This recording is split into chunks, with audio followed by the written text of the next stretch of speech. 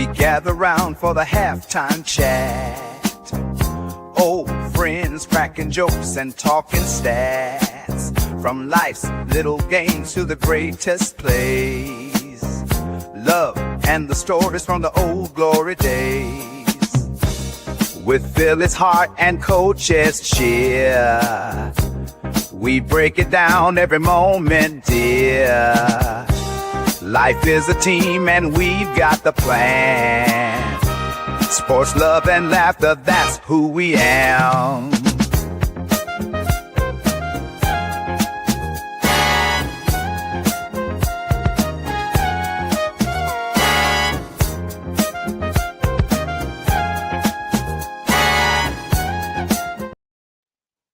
What is going on, family?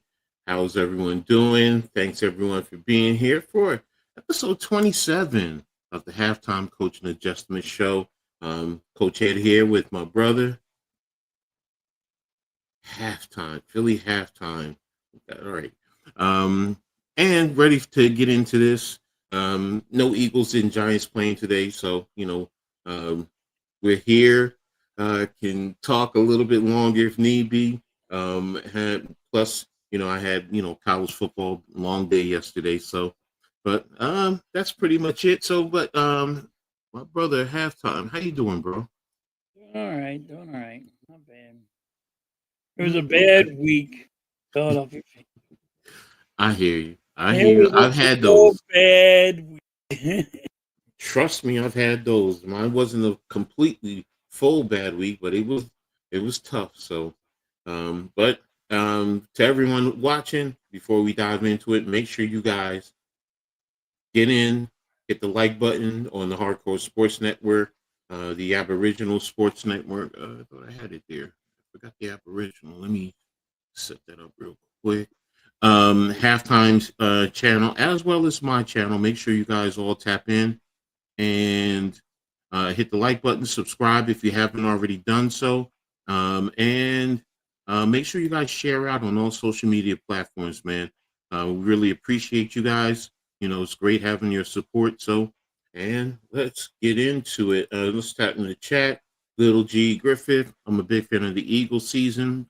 Better Eagles kick, Vikings butt. I guess that's who you have next week, the Vikings. That's who we have next week. Yeah. Okay, and Lou, what's good, man? Thanks for tapping in, man. So in the building. So we got things to really talk about. So bear with me. I'm a little groggy. Long day, like I said, long day of college football streaming. So and thanks to everyone who was supporting there. So, but let's jump right into the first topic.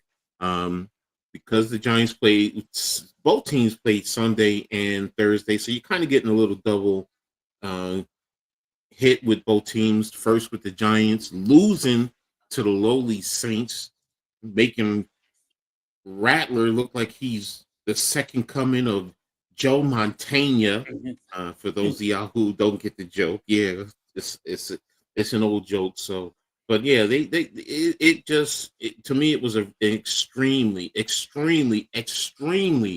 bad loss. One team you should have beaten. You were projected to beat, and you didn't. You made that team look like they were a Super Bowl champion, man. So, to me, it was a bad loss. What about you? What was your thoughts on that game? I was shocked. I was looking at the game. I'm like, the Giants should be destroying them. They got the Saints looking like they are friggin' a playoff team. Mm-hmm. And it's like, and I thought the Giants were going to be better than Dallas Cowboys. But I'm like, what the hell is going on with this team?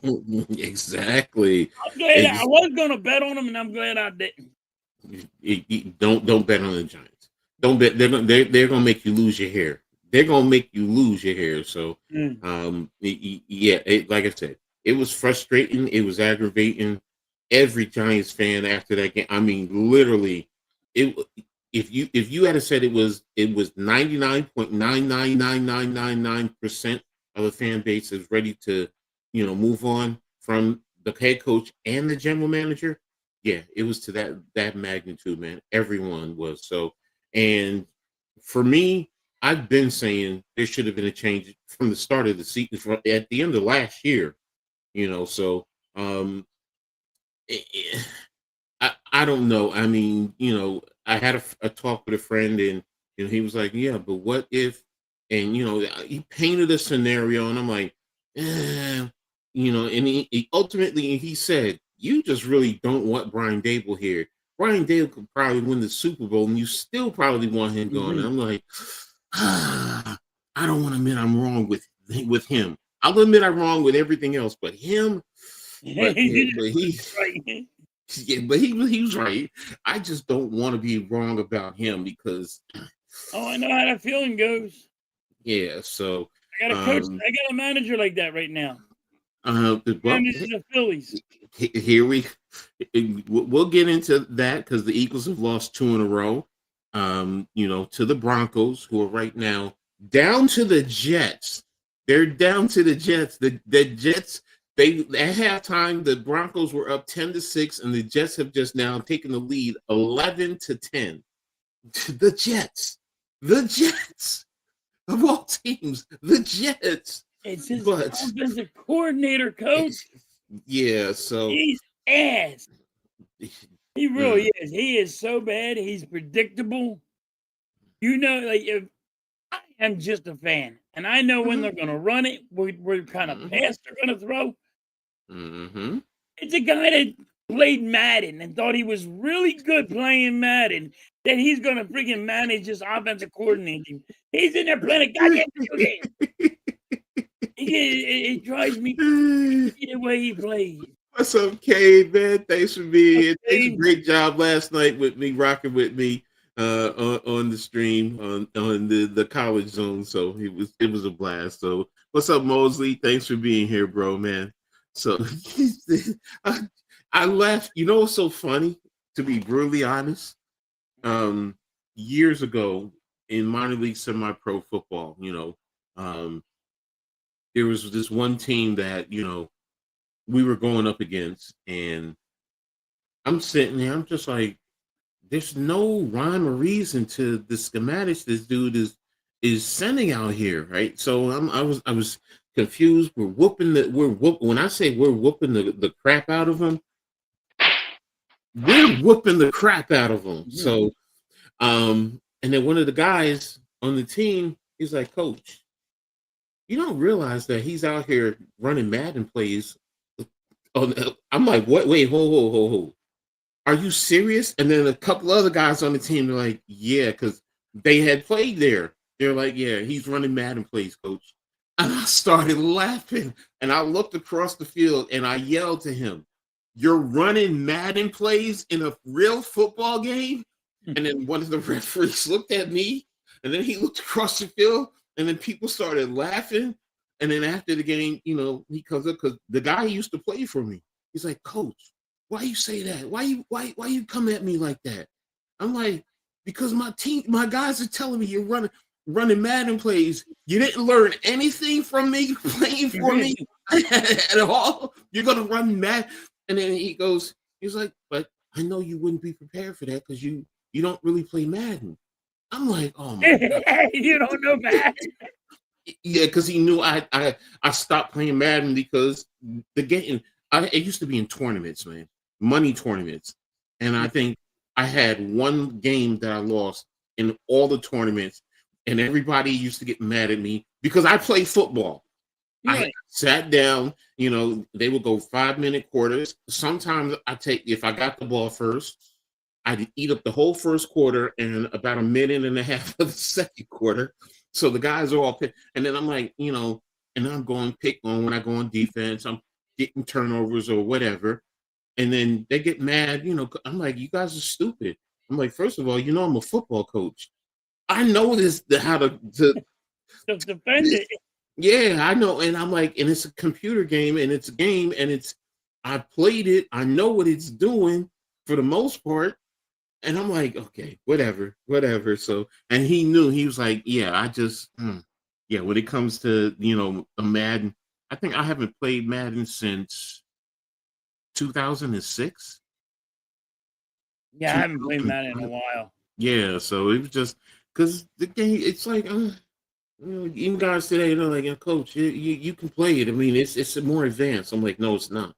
It's not. It's not, because it's not going to figure out what I'm doing.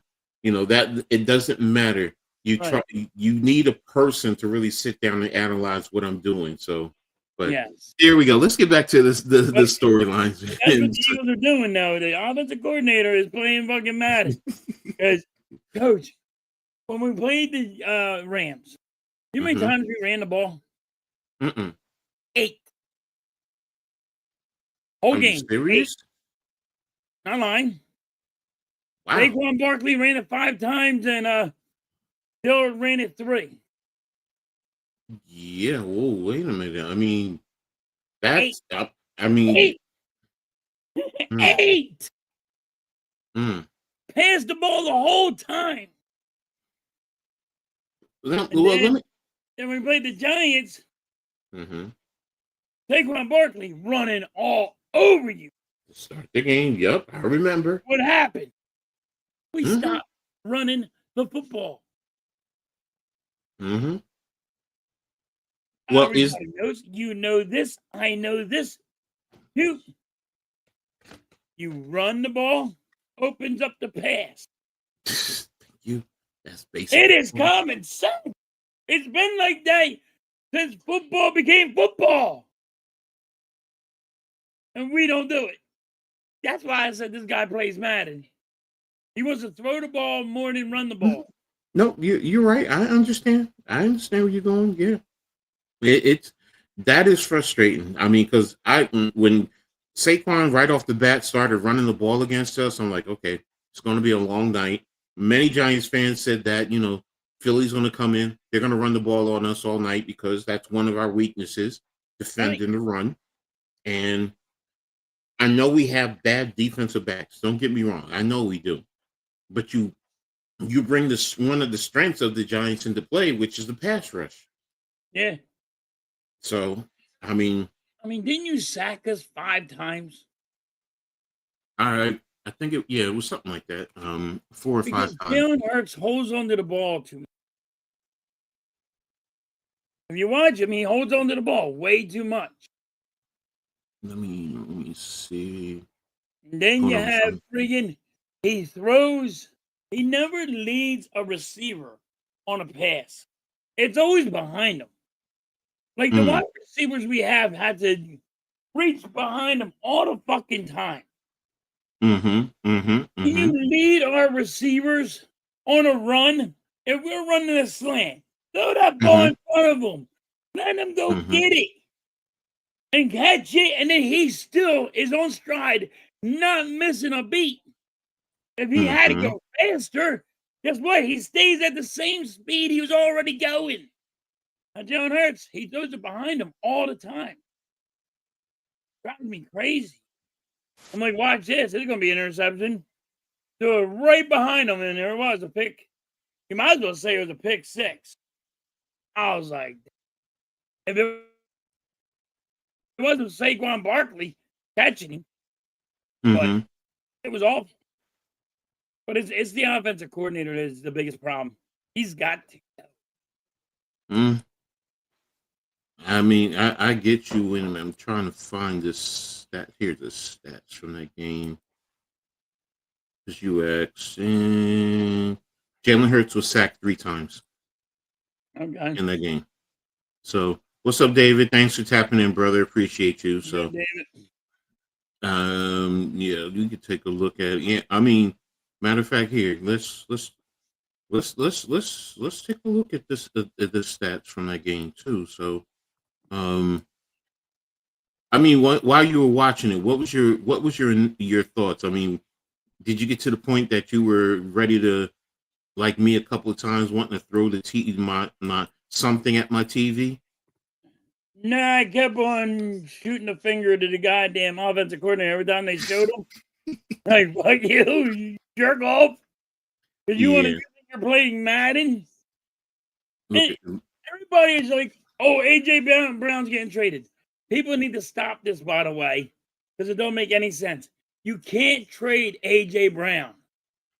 He just signed a contract. It will hurt the salary cap more than Carson Wentz salary that we got when we got rid of him. More. It's going to be like $55 million. You just don't let a guy. You can't trade him. You can't let him go. Sorry. There's a salary cap involved, and it's $55 million that you'll get hit with. Can't do it. I don't know where that 8-7. Yeah, you ran 20 times, rushed 20 times for 73 yards. That's something you can't do. Yeah. You know, I mean, you have one of the best offensive lines in the league. You got to rely on that. Yep. David, we're going to get to a little hockey. Trust me, we have that on the table today. So we do have that on the table today, Dave. We'll be talking about it. So I mean, Goddard, definitely 110 yards, receiving yards. Doing good. I was doing good. I'll trade him for a pass rusher, though. I'll trade him in a heartbeat for a pass rusher. If somebody can get to the damn quarterback, I will trade him in a heartbeat. Yeah, see, now the Giants, look, we rushed for 172 yards. So, which is exactly what you're talking about. You need to run the football because the run game does so much. I mean, it sets up the pass game. It also eats up time sometimes, that you may need in during the course of a game. So, but this is also our defense, because we're the bend but don't break defense. Means we will give you the short yardages so we don't get the long passes talking on us. You're not going to get you're not going to get the 20. You're not going to get the 30-yard passes.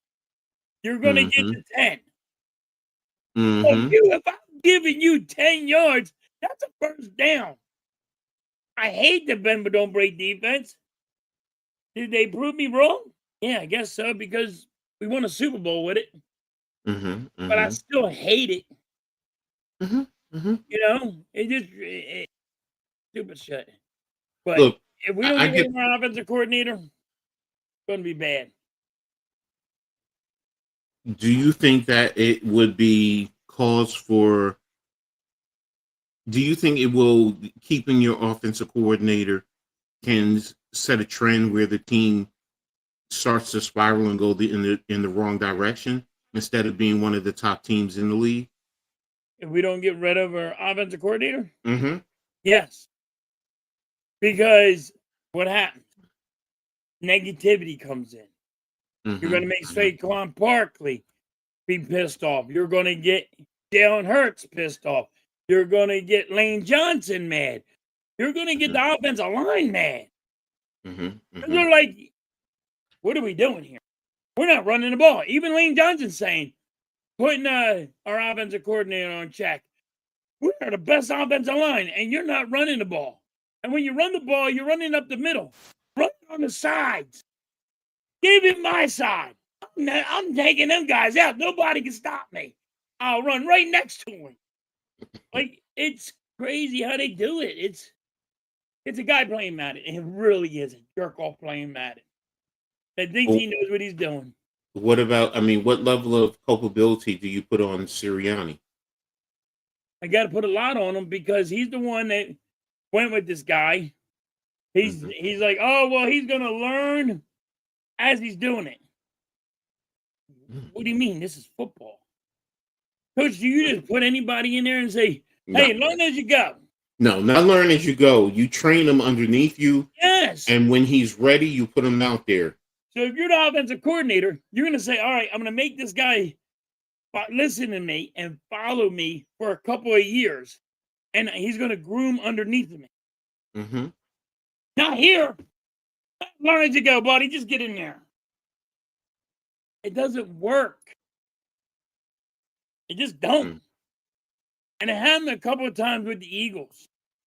We had an offensive coordinator, one of our offensive coordinators become a defensive coordinator. He didn't know one fucking play. on defense. He didn't know what a play was on defense. Mm. And he was trying to be the coordinator one year. That's weird. And we had Jimmy Johnson was about to pass away. He had cancer, and they gave an offensive coordinator the job. And Jimmy Johnson said, "Here's my playbook." Gave him the playbook, and he screwed it up. See, one of the great defensive coordinators ever. I used to hate Jimmy Johnson's defense. I respected it. And I'm gonna be honest with you, there are elements that are in my defensive schemes, but I mean, there's a lot of different schemes that I include into my defense, right. And I'm one that, I love cover zero. I'm gonna be honest with you.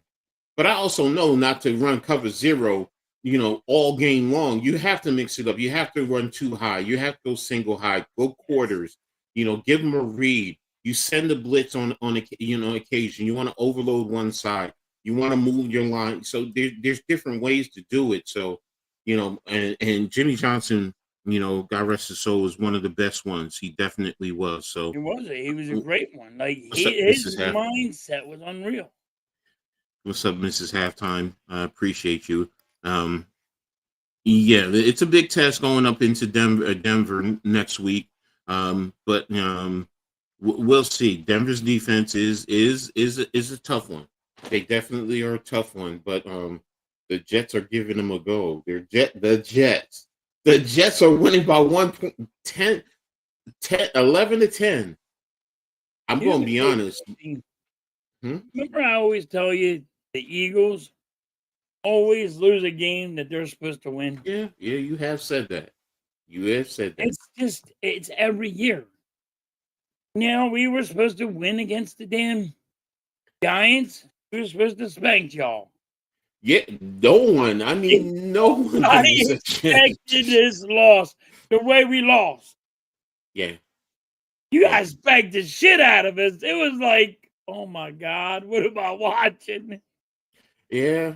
I mean, I was, initially, I mean, I had my concerns, going in as a fan. I'm like, but I will say this. Shout out to my man TP. Since Tuesday of last week, he and I both said the same thing. Giants going to win.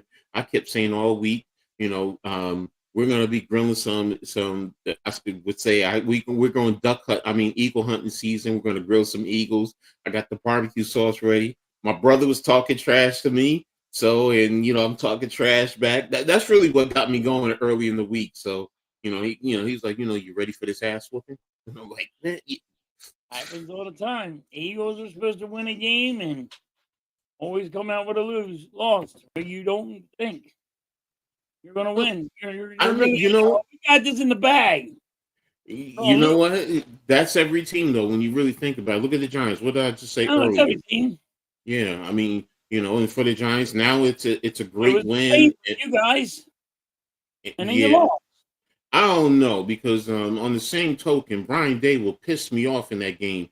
Trying to run into the tent when an injured player. When and I understand that's your quarterback. You finally got your quarterback, but bro, don't even go over there. When you got Mara saying, "Yo, you can't go over there," right. It's like this is why I call him a Napoleon. He's a little Napoleon, man. He just it's no rhyme or reason sometimes to what he does. Yeah. I'm like, what's he doing? He has to be focused on the game. Exactly, and the other players. But he can also just get somebody and say, "Tell me what's going on over there." Exactly. You gotta focus on this game. You responsibility anymore. Don't care what you do. Find out what's going on. That's what he's supposed to do. David, I'm not going over there to figure it out. You tell me what's going on. Exactly. He's too much of a control freak. So yeah, we're back on the field in Philly in 2 weeks. So we'll be in Eagle Stadium. So yeah, so it's down in the link. So it'll be a different ball game. I do expect it. Philly's going to be ready. They're going to want revenge, big time revenge. So so hopefully it's still a competitive game. That's the biggest thing. If it's a competitive game, the Philly's going to be ready and the Giants can compete. Because Jackson Dart is showing me a little something. He really is. I love Scatterbo.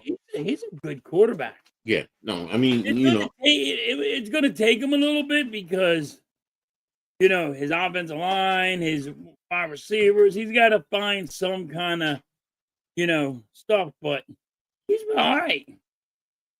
Well, you guys, I mean, you guys just got to get back to what you were talking about. First and foremost, run the football. Run the football. Get back to the basic foundation, and that's what you need to do. Use Saquon Barkley. I mean, it's surprising to me, and I understand last year, he ran for almost 2,000 yards. Maybe you're looking to, not overload him, and you also could be concerned about injury. I'm going to be honest with you. He had with the Giants, it just seemed like every year he was always injured. So sometimes coaches probably want to, pull back and not put the risk, but you have AJ Dillard, coach. You see, he fumbled. Yeah, he fumbled. He dropped. That was like everybody was like, "Oh, he didn't fumble." I'm like, that's a straight up punch the ball right out. Right. He didn't hold. He didn't hold that ball tight enough. Mm-hmm. He got that ball taken away from him.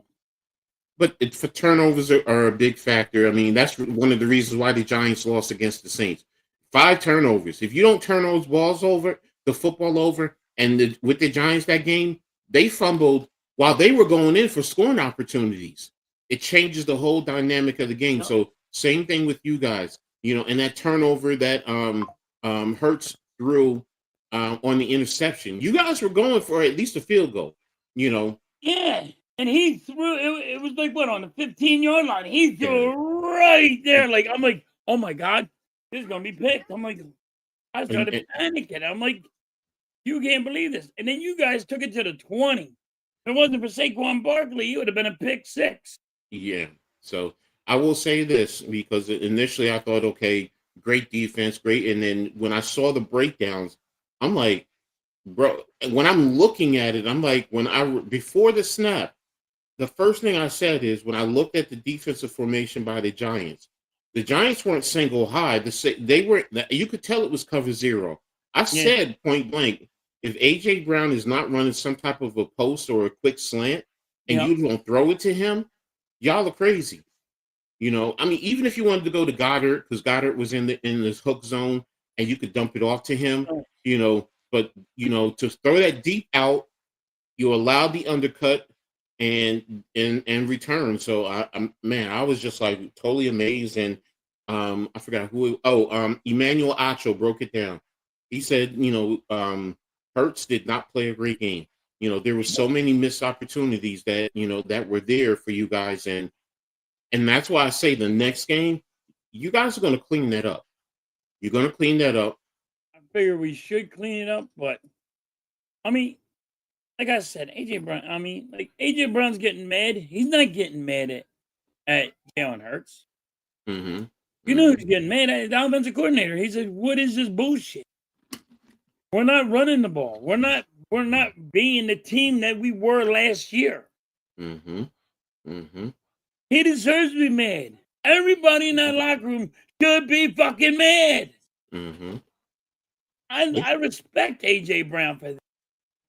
I'm not calling him a crybaby. I'm like, he's telling you the truth. He's telling you there's a problem in the locker room. He's not saying I got problems with Jalen Hurts. I ain't got problems with Saquon Barkley. I got problems with the offensive coordinator not doing the right shit. Mm-hmm. And he's trying to learn on the job. See, that's the wrong type of statement to put out there. Even if it was true, you don't publicly put that out there that he's learning on the go. No, first of all, you're in the NFL. There's no freaking way you should be learning on the go. You should know what you need to do. You should have coached at lower levels to get yourself prepared to be able to coach in the NFL.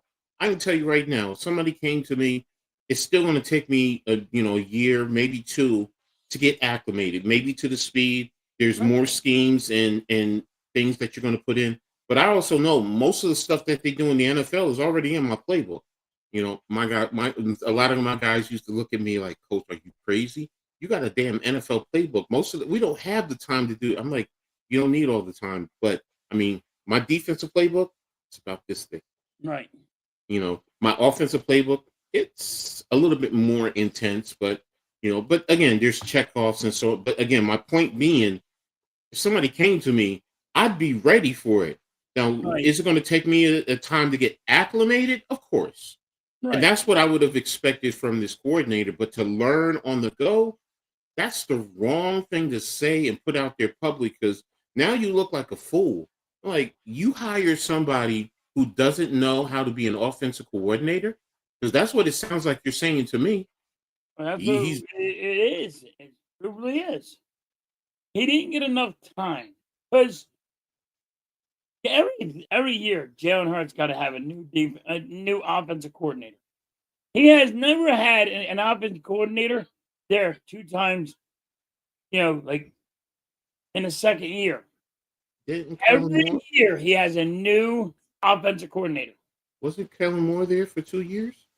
No, he got rid of Kellen him. I know He went somewhere else. he went to the Saints. He Yeah. came from Dallas. Yeah, he went. He was there only there 1 year, and then went to the Saints. Oh, wow. Jalen Hurts never had a offensive coordinator that was been there twice. That's hard to do, Coach. Mm. And now you Oh, got a he- guy that doesn't even know how to freaking call a play. Mhm. Jalen Hurts needs to say, all right, audible.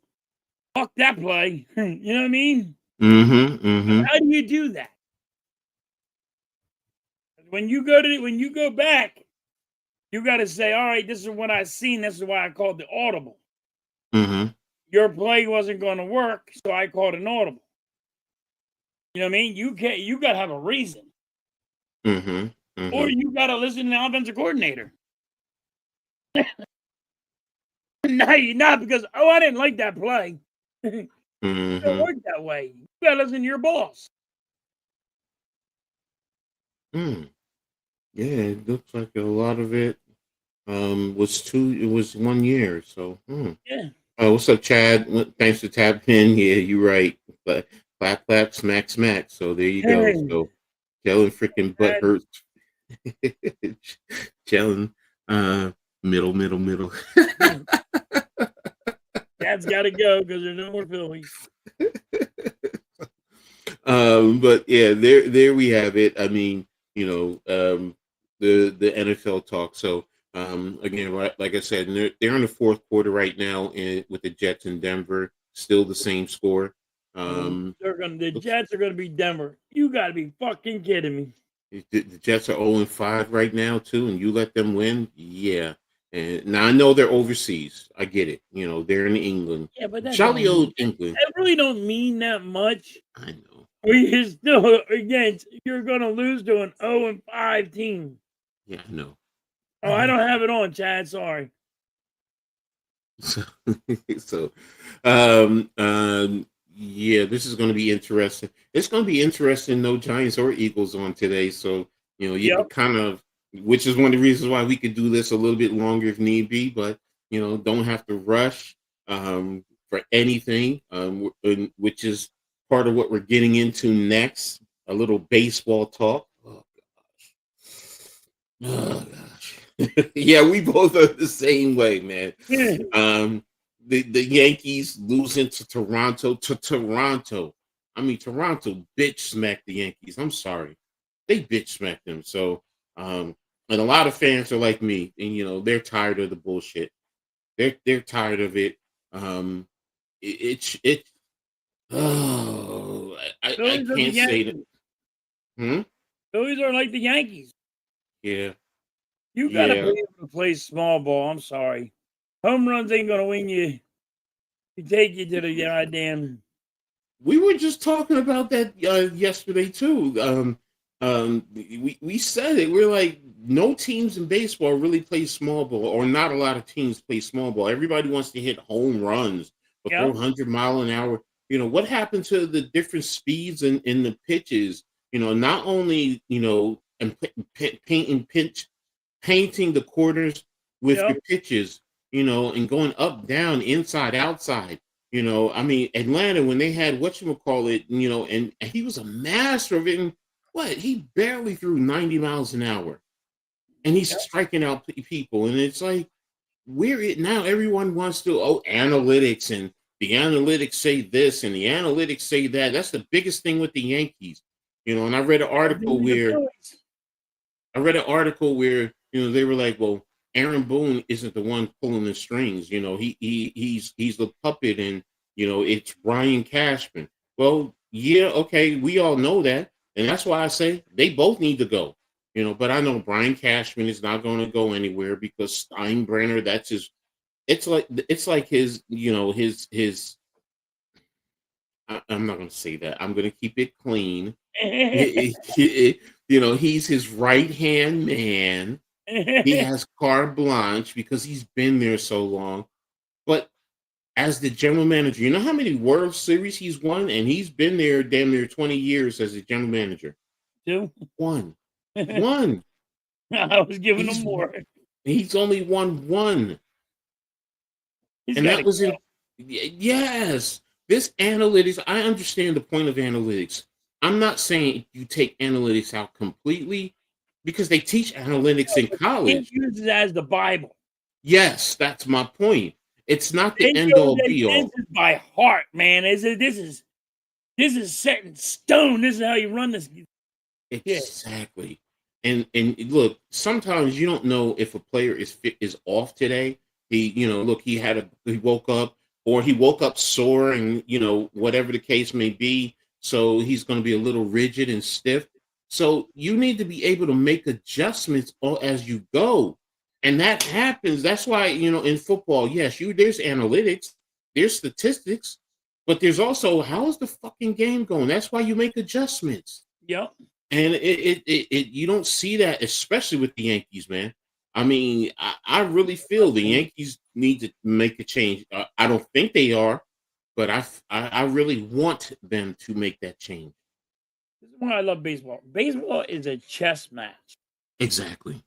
You have a pitcher trying to get into a hitter's head. You have a hitter trying to get into the pitcher's head. Mm-hmm. And analytics is screwing it all up. Yes. Listen, you can use analytics. Not saying not to use analytics. Don't act like it's the Holy Bible. Don't act like it's set in fucking stone and you got to help. The analytics says that this right point in time is when I do it. The Phillies did the same thing. That's why I want Rob Thompson on. I said that since 2022. They're like, are you crazy? We went to the World Series.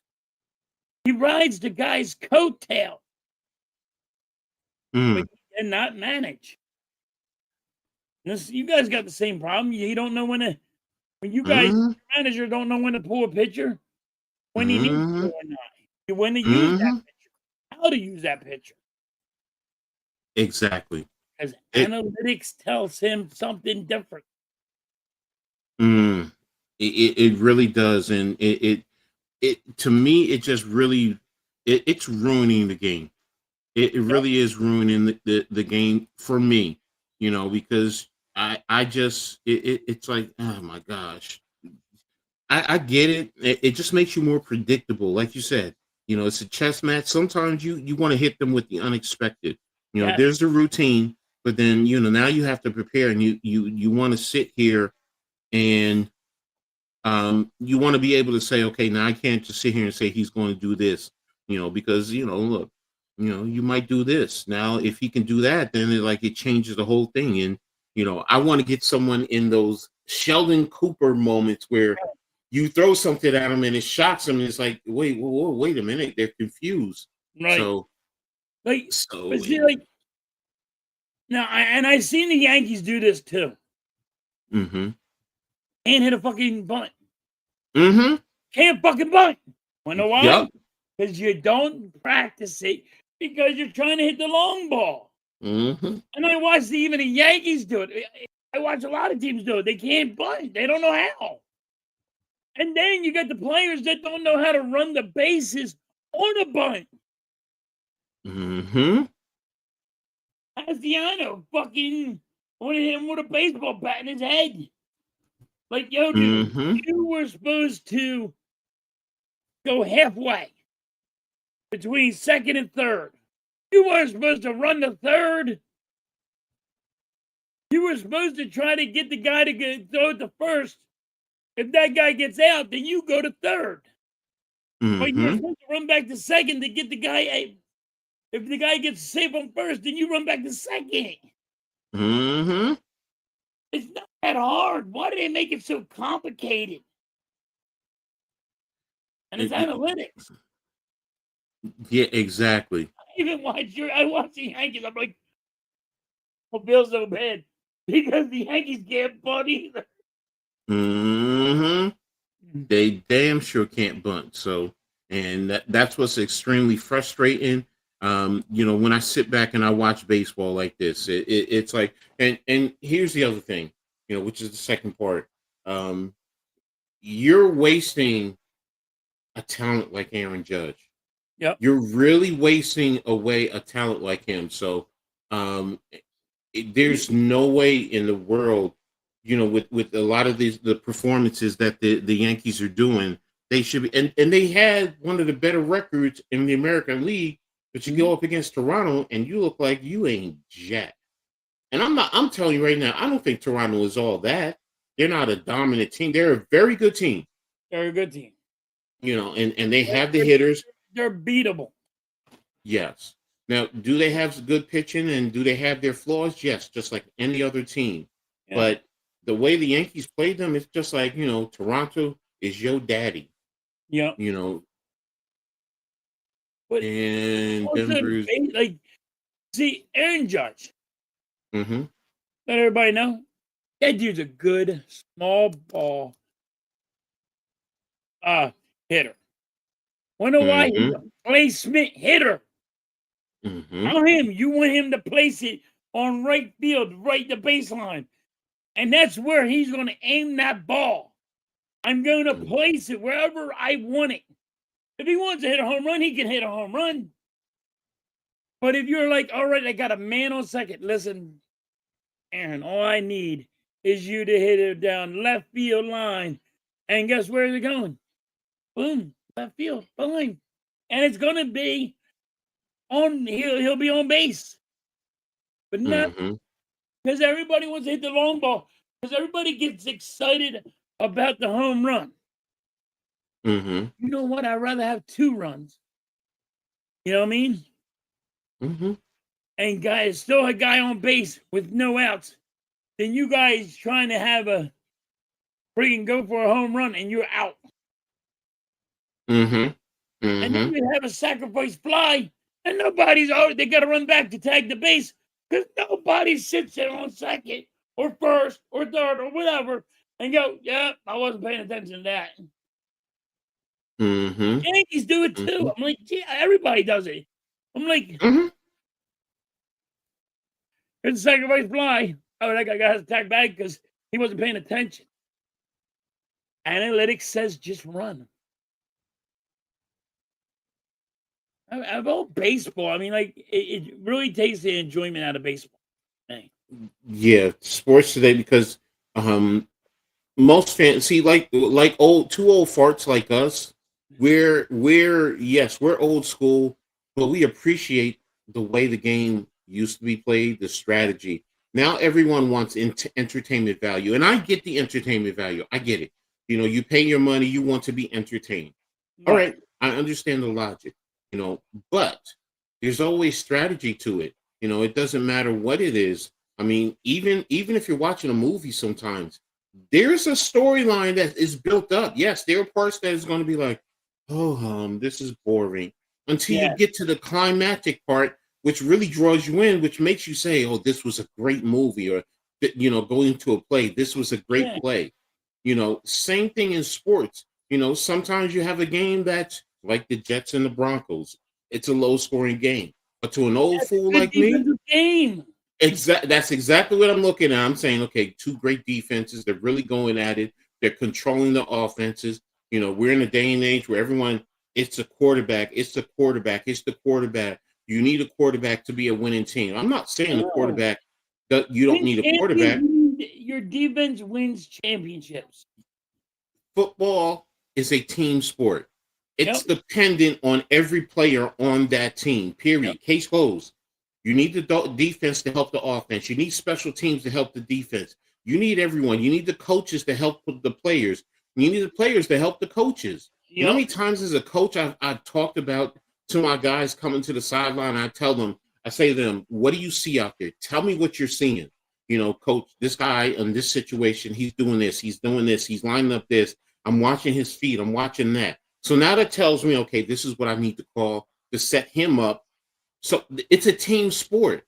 A quarterback is dependent on the offensive line, the receivers to catch the ball, the running back. Tom Brady's ex-wife said it best. What do you expect him to do? Throw the ball and go down and catch it too? The quarterback can't do everything. The quarterback, one of his biggest things is, yes, his mind. Okay, I'll give you that. But as a performer, what does he need to do? Throw the football. That's it. Even a running back can go, all right, listen. You can go to the coach and say, listen, I need to be running on the outs because they're clogging up the middle. Mm-hmm. So it's that simple. Or they're clogging, they're going on the left side. You got to get me running on the right. Or split from the middle of it and the right and just let me go through that and right between the guard and call it a day. Exactly. That's what a goddamn running back needs to do. But no. Exactly. Everyone wants quarterback. Hurts even football. Yes. All sports. And that's where it frustrates me, whether it's baseball, whether it's basketball, whether everyone wants to be, first of all, they want to be entertaining. I get it. Ladies and gentlemen, don't think I'm not saying I don't understand and I respect that, you want your entertainment value, which you have every right to feel that way. Yep. But there's always strategy involved in, ultimately, as a coach, as a winner, that's all I care about. I don't care how you get there, whether it's running the ball, passing the ball, good deed. I don't care how you get the W. I just want to win. And Al Davis said it best back in the day. Just win, baby. Just win, baby. It's simple, but it's the most powerful statement ever made. Just win, baby. And that's true. And that's what I take. That's why I say with Aaron Judge, and you're ruining his prime years. You're ruining it. And yes, he hits massive home runs, and people want to see that. And I know there are people saying, can he hit it out the stadium? Okay, do it one time, but then let's get back to playing the game. Hit and run. Where is the hit and run? Do you not know how effective a hit and run is? It opens up the hole sometimes. That's why I loved about Derek Jeter. Derek Jeter was so good at hitting away too. Right. And you get him going with the hit and run, it helps him. It helps the hitter. It helps the team. It helps the batter. Yes. The small ball helps the lineup, the batting lineup, more than anything, because you're not always striking out, because you stay in a rhythm. Here's the other thing it does. It affects the pitcher on the other team. Yeah, puts him in a slump. It also, because of how he can pitch, because you have a base runner on. So, if he's right-handed, his back is to him. So he's trying to peek out of the corner of his eye, right? And he loses focus. And it's little things like that. That's why I used to love Andy Pettitte with his pickoff move. Oh my God, it was so great. Yeah, it was so great. And runners used to, and he mastered that. But every other left-hander, they become robotic. But guess what it does? It takes away from them, and it also can lay a fat one right down the middle of the plate for the hitter. You put a meatball right down the middle. Exactly. Now, if you want a home run in that situation, there you go. Crack it out of the park, because now the base runner does that. Where now teams do. And I keep saying the same thing. the pitcher can only throw over to the first base 3 times. Yes. So if you get him to throw over there 2 times, okay, he throw over What here I one more want you time. to do, I want you to be able to throw it 3 times, and then it's a walk for me. I could get Exactly. shocked. Now it's just me and the catcher because the pitcher Yeah. can't come over here. So and that's a lost start. So well, enough about the Yankees. Let's get to the Phillies. So I know you want to rant. I know you want to rant with them. Go ahead. You Let know, it go. I got Kyle Schwarber. Everybody wants to give him $360 million for his friggin' couple of years. And they're like, oh, pay that man his money. What did he do in the playoffs? When it mattered the most, what did he do? Nothing. He gave you nothing. Out front of the lineup can't hit. The back of the lineup's hitting.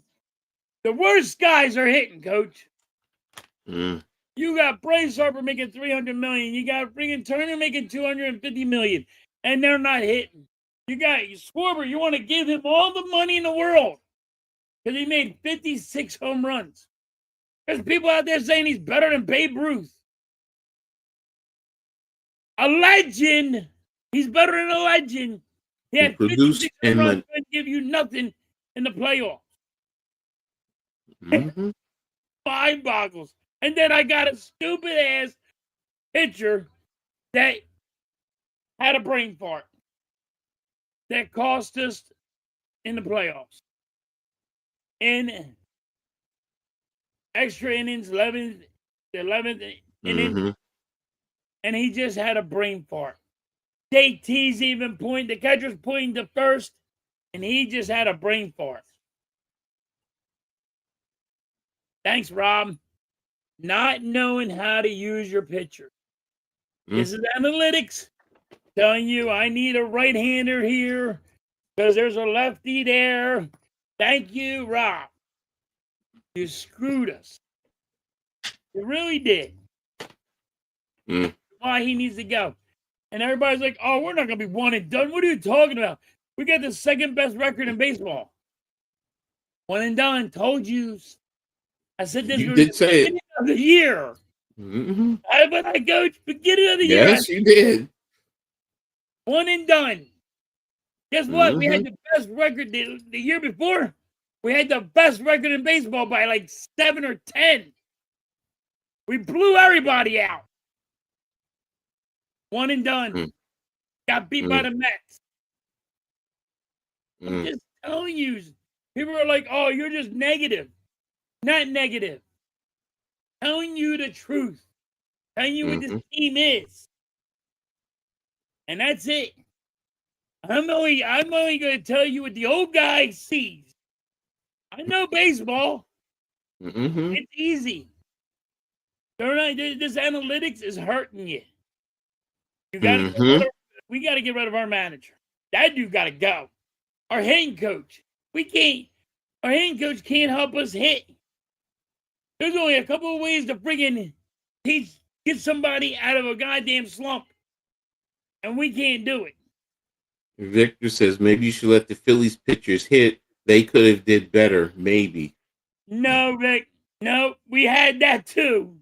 I always thought a pitcher would be able to hit a ball. I have never seen a Phillies pitcher ever to hit the ball. They are always out. I'm glad we got DH now. Thank God. You know what? DH on our side. I do miss that where you did have the pitchers hitting in baseball. But yeah, Dave, the buzzsaw.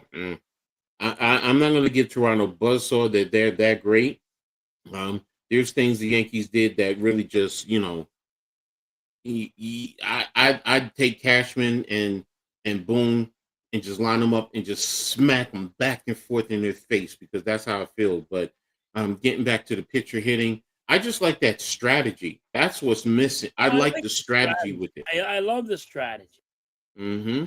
But, I mean, I'm glad that we have a DH because you already had a DH, right? Yeah.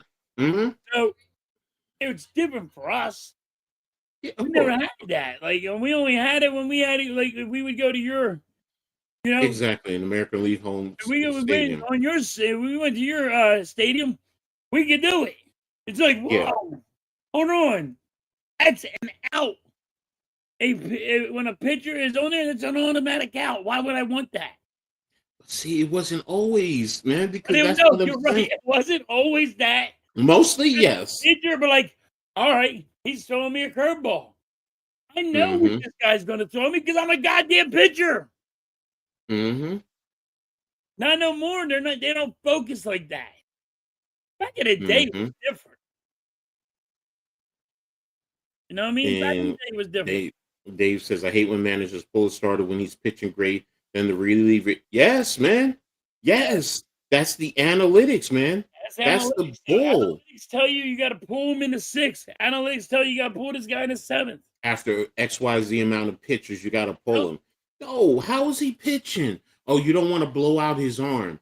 Well, here's the thing, and this is one of my coaching principles. You don't play scared Yep. because you're worrying about getting injured. You play like it's your last time ever playing the game. Yep. It's just that simple. If you play scared, you're worrying about getting injured, you're going to get injured. But if you go full bore, you go all out, you should be fine. Some pitchers used to hit good, and when they were able to hit, yes, you're right. Yeah, So back in the day. yeah, back in the day, they pitched not yes, bro, Yep, man. they used to pick 9 inches. They used to pitch 10 innings. They I've used to heard have 140 pitches. I've heard stories about pitchers back in the 40s and the 50s pitching a doubleheader or something to that effect. Yeah, yeah. They used So to have. I seen where they pitched a doubleheader, back to back. Hold on. All right, they just pitched it. He just had a game here. All right, we're gonna pull him now, so because he's about to pitch the next game. mhm. So yeah, it has happened. But see, that's the thing. And yes, back then everyone wasn't throwing 100 mile an hour, which is more the reason why you need to have different speeds. It also affects the batters. They Yep. know that pretty much everyone is throwing 90 to 100 miles an hour. They get caught with that. You know Yep. what's one of the hardest pitches to hit? A fucking knuckleball. Yep. I mean, it's slow and it has such movement on it that Yep. hitters are just like so frustrated, and it's like your timing gets thrown off. And that's the thing, that's why you have off-speed pitches, change-ups, curveballs, along with the fastball. You're painting the corners. When pitchers back in the day used to have more than maybe 2 pitches. Nowadays, they used to have sometimes 4 pitches, and they were 2 Yep. they were good with, and then another 2 they were good just to utilize to keep you off balance. I know. So, Yes, they used to pitch maybe 90 or mhm, 80. Well, guess what? They used to drop it down to 60. yes. You listen, when you drop it down to 60 miles an hour and you're looking for a 95-mile-an-hour fastball, and they drop it to Mhm, 60-mile-an-hour fastball, mhm, they're only dropping the speed. They're giving you a fastball, but they just dropped the speed. It's like a mhm, softball, but guess what? They're already mhm. swinging at it. It ain't even crossed the plate yet. Like, you're like, what are you swinging at? Exactly. And that's the thing. And that's, again, as much as I used to I hate the Red Sox, but Tim Wakefield was just a master of that knuckleball. And plus, you know what it does? It saves the pitcher's arm. The pitcher is allowed to pitch longer in the game. They have a longer career. You're not Yep. worried about burning these pitchers. You're not worried about, after 75, after 90 pitches, we have to take him out to preserve his arm. Screw all that. First and foremost, the job is trying to win a championship. I'll worry about my life after. You're paying me such great money. I'll have arm surgery, hip surgery. Yeah, I'll walk with a limp or whatever. It still doesn't save the arm Mm-mm. because they're still having the Tommy John surgery. You're having more Tommy Johns now to me. Yes, and less pitching.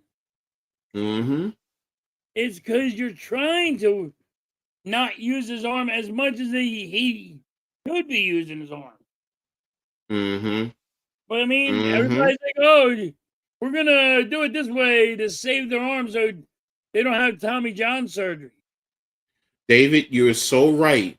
After a slower speed, even if you're not 100 miles an hour, that fastball does look. It could be 80, it could be 92, but it does seem like it's 100 miles an hour. You Yep. know, and that's why I'm like, it just frustrates me. I get someone having 100, and they have the physical ability to throw 100 miles an hour, and it looks like it's ease. Okay, great. You know, then you use them, you know, to what their strengths are. But a pitcher, teach these young pitchers, you know, sometimes, you know what, change the speed, make it a lot slower. You take the hitter's timing off. And Yep. if it comes across the plate and it hits the spot, it doesn't matter if it's a 100 mile an hour fastball or a 60 mile an hour changeup. As long as it gets across the plate and it hits in between the spots, it's still a strike. I mean, you can look at some hitters, and they'll go, "All right, throw that one again. I got your Mm-hmm. timing down." Mm-hmm. I mean, and they only need one pitch to get that Mm-hmm. timing down. All right, throw that pitch Mm-hmm. again. I got your timing down. You throw a 60-mile-an-hour ball. You're like, wait, you threw Mm-hmm. the pitch, but you took less off of it. I wasn't Exactly. ready for that, you know. So, Or they think it's coming and they swing in front of it, and yep. then it's like, oh damn it, you know. So and that's the thing, but that's the artistry of pitching too, because now you're really taking. Like I always said, it's a chess game. Mm-hmm. That pitcher and that hitter, it's an art. It's a chess game. Mm-hmm. Jets are going to lose. They're going to lose. They just turned it over on downs Who's going with to lose? under the Jets with about a minute left in the game.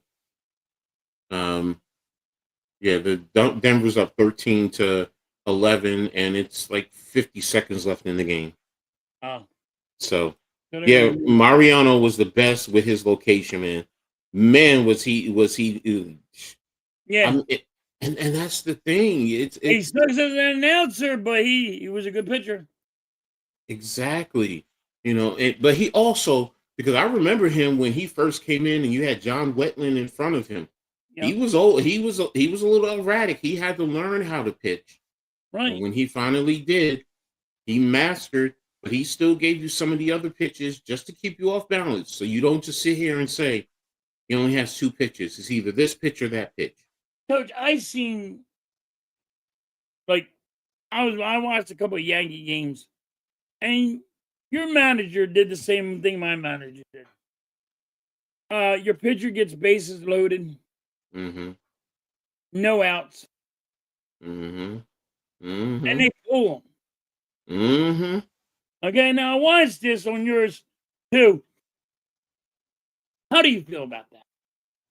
Because, Um, in my opinion, it's the worst move in baseball for a manager to do. You're going to your bullpen and saying, "Help me out here." You know, don't fuck up and give up a home run, but here you go. How do you feel? First of all, it depends on your bullpen, how good your bullpen is. If you have a very good bullpen, then I can understand at certain times. But it's also who is the pitcher. Some pitchers, you know what, they may not have their A stuff, and they work into that trouble. But I've seen pitchers work out of it. Yes. So, you know, at least give them an opportunity. You know, if you're worrying about a home run, what type of team do you now? If you have a team that's it can't really manufacture runs, it doesn't have the long ball. All right, fine. I kind of get it, you know. But if you have bases loaded, nobody out, you know, it's at least give him one more batter.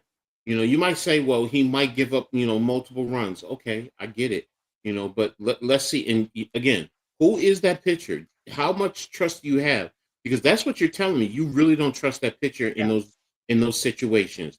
If you don't trust him, then why is he on your team? I mean, because I'm saying to myself, worst case scenario, can I trust him to get out of the jam? You got to be able to get out of the jam. If you can, leave him in there. If you can't, then he shouldn't be on your team because now you have somebody who's going to put you in a very precarious situation. There's a few things that may go into that. Now you have to pitch to 3 batters. Sometimes the manager waits too long to pull. That's true if he's waiting. But again, that's why I say it's who is the pitcher. Like if it's your ace and he's just having an off day, then but he could still work out of a jam. I've seen pitchers who they don't have good stuff today, but they've worked out of jams. But they can get out of that jam. And do you know what that does to your team? The energy that it gives to your team also? When you get out of the jam, you're like, you get pumped. Exactly. Like, dude, you got out of that. That's awesome, Exactly. So, that's why, I have to take it in a case-by-case situation. I can't sit here and say, every time this is what you need to do. Number one, it starts with who the pitcher is. Now, if it's a young kid, I can't stand it. It bothers that whole lot of me. But if it's a young kid, you're putting your bullpen like you're putting them in panic mode. Like I can't slip up at all. I got to strike out everybody. I can't fuck up one bit. Because I got the fans that are going to be on me when I give up that hit. Or if I give up, anything. If I give up a walk or anything, I cannot fail at all. But it goes both ways. It goes both ways. Yes, you're right about what you're saying. But again, like I said, if it's a young kid, that's what you need your bullpen for. They're going to say, "Yo, we got you, bro. Don't worry about it." And they can work the situation out where, they get out of the inning, not giving up a run, or maybe giving up 1 run. So, it's multi-layered, so, but it's hard, but if you're always taking them out as the opposing team, I know that. Okay, so every time we get bases loaded, nobody out, he takes the pitcher out no matter who it is. So who is he going to bring in? This is what the analytics say he's probably going to do. You're telling your guys this is who's probably going to come in. This is what he does best. So you know what? Get him if he's a first strike pitcher. First pitch he's going to lay a meatball out there. So go ahead and swing away. So again, it's like what I that's why I like strategy. I like playing it by ear. See what's happening. See how it's going. And then sometimes you just need a little trust and a little luck. They ain't got strategy anymore. They just hit home runs. I'm gonna go here and chew my bubble gum. Yeah, Lou, you're right. Their offense does look like it was designed before the invention of the forward pass. So, I mean, I made a joke on one of the streams the guys were on. I'm like, watching the Jets offense is like trying to watch 2 snails mate. I mean, it's bad. It's bad, man. I admit it. So, but that's why you need a strong defense. So but then that's where I've seen it backfire, and sometimes you're right. These guys most really have ice in their veins. No, I know that when you get to that level, you're so confident in your abilities, you have to get to that level. But you still, as a manager, sometimes you have to save the guys from themselves. Right. So but you're watching in quicksand. I mean, like if you got man on first and man on second, and you want to pull them. Okay, but when you got man on third, there's no outs. Like, how come you didn't pull him when there's 2 guys on? How come you didn't pull him sooner? I mean, there is a lot of of ways you could be looking at it. Like, you should, could have pulled him sooner than fucking wait. But I hate. Exactly. So, what type of changes are you expecting from management? You said you want the coaching, but what do you and most Philly fans feel about management, your general manager, and so on and so forth? What's up, Blaze? I know they probably all want him gone, but I don't know. Good afternoon, Just don't know. Coach Edd. I don't know what they're gonna do. I really don't. You sound like you really sound like the Yankees. Y'all Because I really don't know what they're gonna do. You do. I'm afraid that they're gonna go. Hey, we made the playoffs and we had the second best record in baseball. But mm-hmm. it is what it is. Like they're not gonna fucking keep it up. Not exactly. I mean, it's like I said, it's frustrating as a Yeah. Yankees fan sitting and seeing this, and then you're saying to yourself, "Oh gosh, Aaron Boone is coming back. Brian Cashman is coming back. We're going to continue to see this type of performance." And ultimately, the only way to make change, impact change, is honestly, is collectively, is when you hurt the owners' pockets. That's the only way fans can really extract change. Otherwise, we're stuck. We got to deal with what these Yep. billionaire owners put out there for us.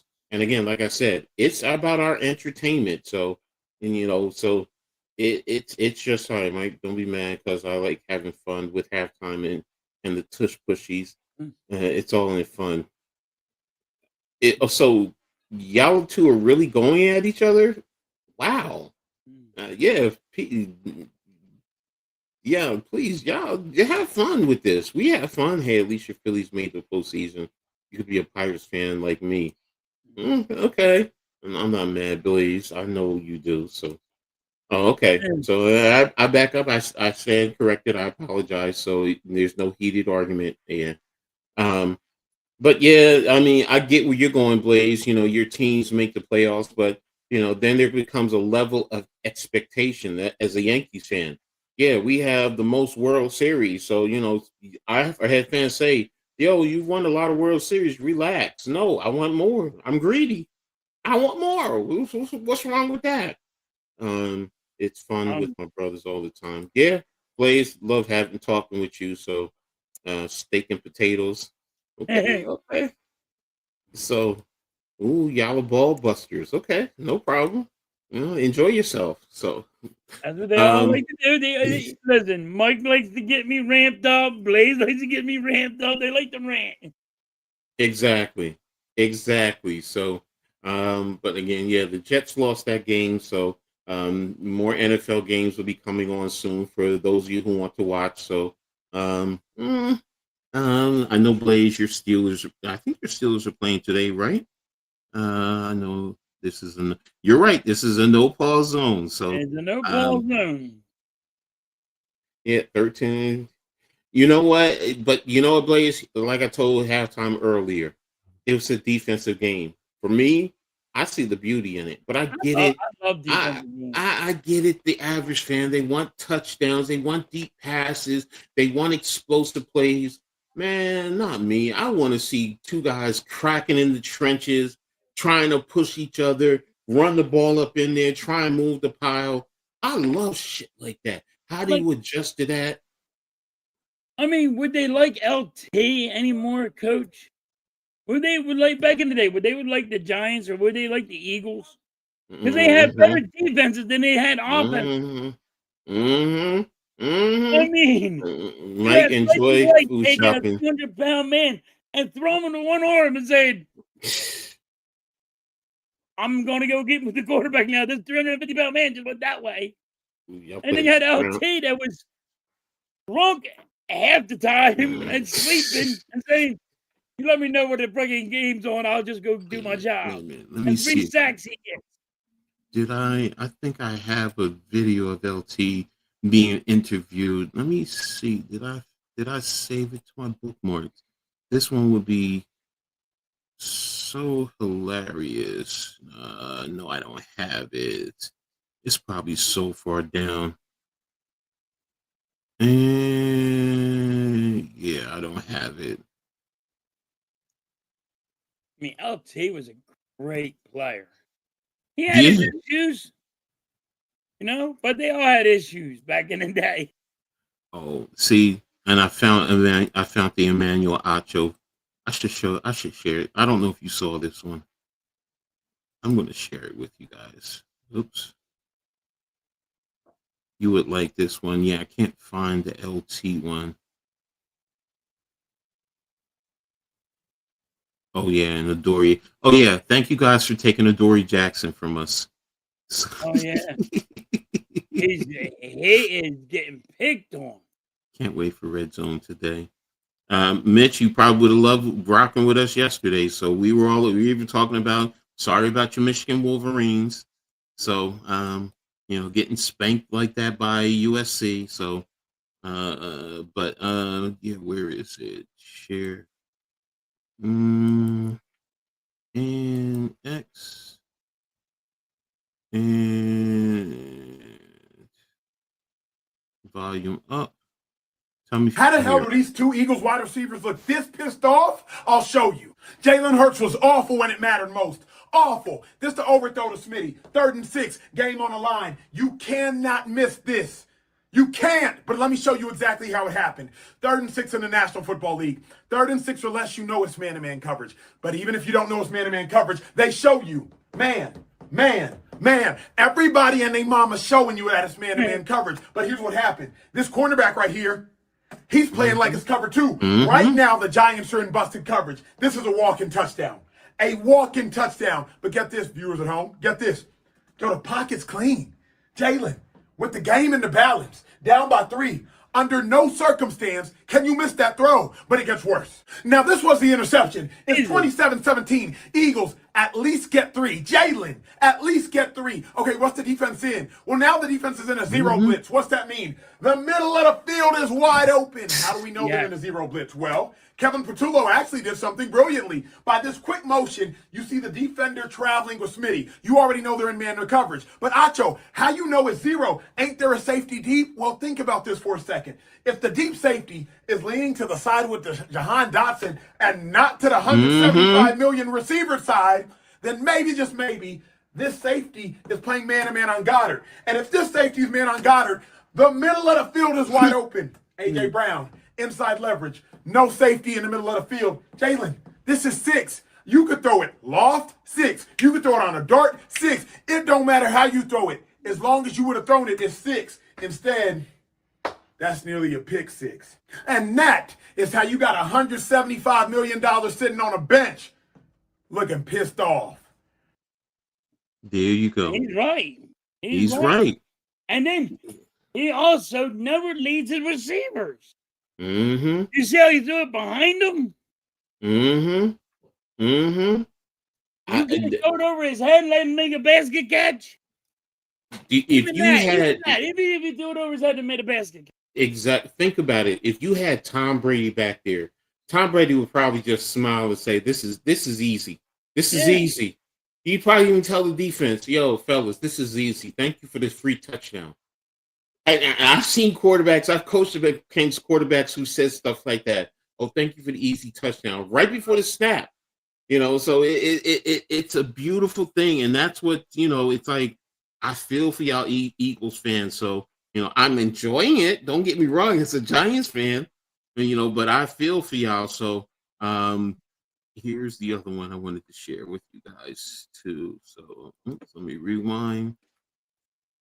And this is why Giants fans do not like Adoree Jackson. We didn't want him, and we wanted him gone. Oh my That's God. why when he gets picked on every game. Here you go. Here's Adoree Jackson. Now watch Adoree Jackson's effort here to make a tackle.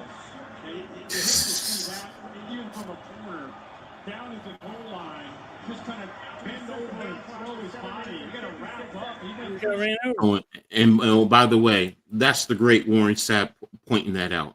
So if Warren Sapp is seeing this, he's like, this is why Giants fans didn't want him. So they wanted him gone. So I can't. He gets picked on a lot. Yeah, because he's not good. I swear to God, we can circle right around him. I don't give a fuck what you do. You throw it right to him. So right he can't catch, he can't defend it, and he's just a body out there. Exactly. So Kayvon, I'm not gonna play the Kayvon one, even though it's funny. Yeah, I don't know what happened to the LT one. I wanted y'all to see it, so it's a great interview. If you haven't seen it, you can probably get it on YouTube. So, but let's get back to the chat. Also, so part of the game. Are we done with these 9:30? Now you got more next week too. Yeah, So, yeah, you still got Mitch some more. was just copying me, streaming Red Zone. So, sorry, but my weak ass pence. Now you see why I wanted them listed as number one after week one, because it's I don't lost feel 3 for straight, didn't they? Yep. Yep. And you lost to Northwestern at home. Yeah. At home. So Jalen Hurts is Russell Wilson 2.0, and that's not an insult. Russ was good at what he could do, not great. No, you're right. What's up, Arku? Thanks for tapping in, bro. I mean, Russell was good for what he could do in his prime. So at least Russ could throw the deep ball. No, Russ can throw that deep ball. That is true. He does throw a pretty deep ball, but first and foremost, his height limits some of the things he can do. So, and he sucks. Hey, Arku. So many things. Yeah, we know there's a lot going on. So, I don't know, Lou. I just showed you. You had Smith who was open. You don't miss that. You can't miss that. You can't miss it. No, he has good play. He's a good runner and leader. As a passer, that when you get a blown coverage like that, that's just like, you know what? That's the type of pass that, you know what, you could say quarterback should be going down and just putting the ball in the receiver's hands right from his hand. It's so easy to use that to behind stuff. And I like Hurts a lot. Exactly. Lou. Our team maximized Jalen Hurts. Scatter beast. So you want to hear something so funny? I didn't want Scatterboo at first. Why? I didn't want him because I wanted Kyle Monangai. Oh. If you watch Kyle Monangai when he was at Rutgers, he's a good runner. He can make you miss. You could be lined up with him, and he's going to make now. Scat's going to dip his shoulder and try and run you over. He's Mike Allstott. Monangai is going to step and he's going to move as well as get physical. But the thing that I love, because I've watched Scatterboo in his blocking, even with his chipping, but go back to watch Kyle Monangai at Rutgers. I've seen him take a blitzing linebacker, a guy who's probably got him by 50 pounds, and he blocks him and stalemates him and puts him on his ass. So, and when you chip, he's putting plenty of guys on the ground and helping his offensive linemen. So these are just the little things. Now, Scatterboo is probably a more all-around runner because and he has better speed than Monangai. So I understand that there. Monangai and him are probably equal in catching the ball out of the backfield.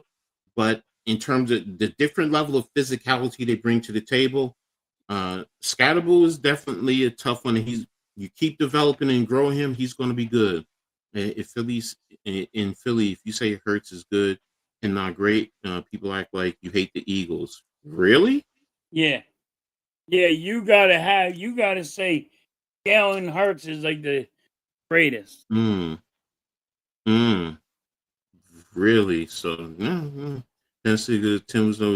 Let me tell you something, Lou.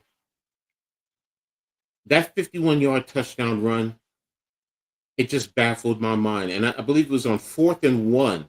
4th and 1 with the game on the line. And if you just play and you just force them to work down the field, I don't think you don't run into that situation. And it was just so baffling to me. I was just like, man, that was a big, big blow right there for Temple. So, and they had that game. That loss was on Hurts. Yeah, no, that loss was that loss was on Hurts, 100%.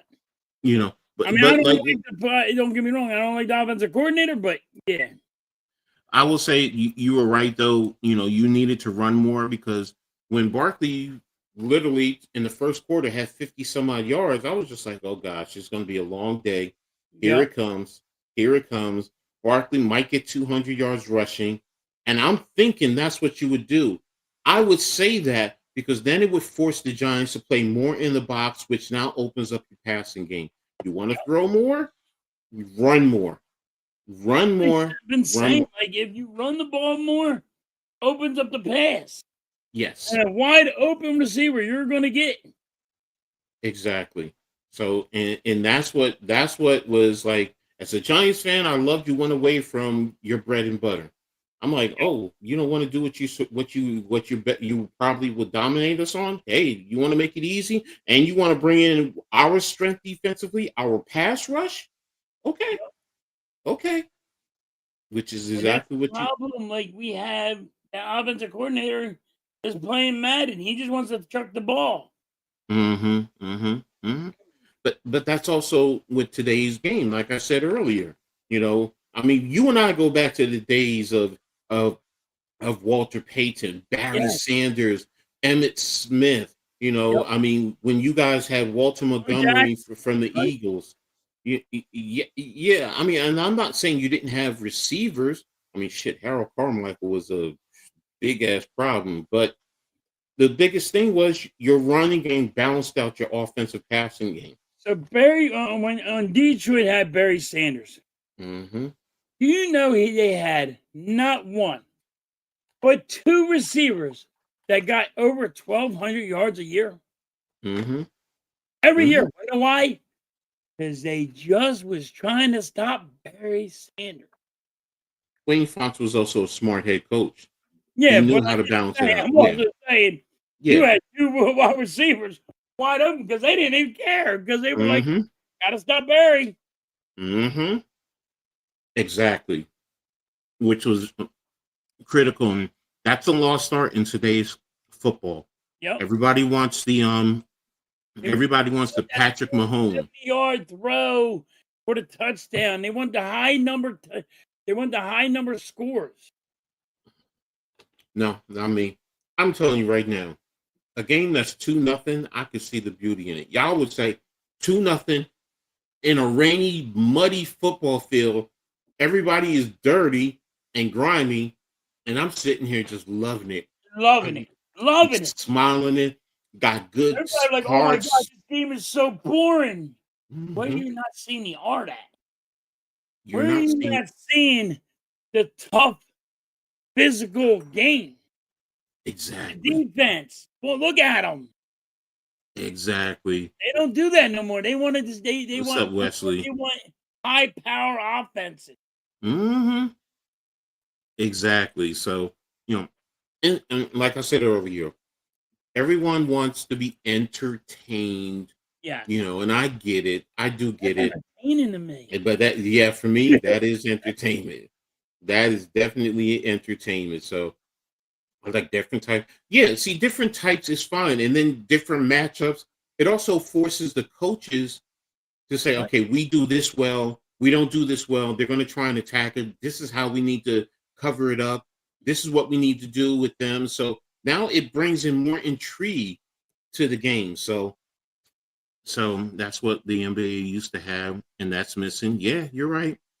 Halftime is a Knicks fan. I ain't a Knicks fan. I bet on them once. Okay. We'll talk a little NBA. By the way. Here we go. We'll talk a little NBA. What's your thoughts on the Sixers preseason so far? We look like ass. I know everybody's trying to be, a cheerleader, and they want to be, optimistic about the young guys. But we're going to have the same shit we had last year. Injuries. What are you going to get out of Embiid? What are you getting out of Paul George? Why are they going to play? What's going to happen? There's fans out there that think that Embiid, coach, is literally going to quit. Oh, he's going to retire. He's got to retire. Yeah, he just signed a contract for $210 million. $250,000, coach. You think he's retiring? Oh, hell no. No. He'll sit on the goddamn bench, right? If need be, yeah. I mean, people are thinking, oh, well, he's going to be a good guy and say, because he made enough money. $250 million? You all need to have a reality check because there you go.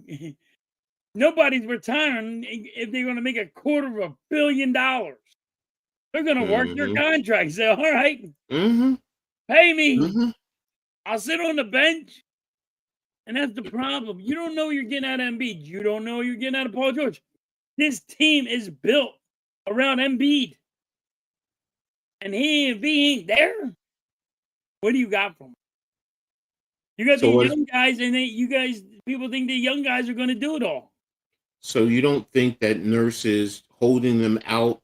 Just, they're professionals. They know what they need to do, and they'll be ready for the regular season. You don't think he's holding them out for that? I think Embiid will sit out at least 25 to 30 games. And when he plays, he's never going to play back to back. He'll play one, miss 3. Play one, miss 5. Play one, miss 6. You know what I mean? That's how they're going to do it. He's going to miss so many, and everybody's going to be like, well, I didn't know this was going to happen. I'm going to tell you, that's what happened last year. It's going to happen again. Maxey, you going to be healthy?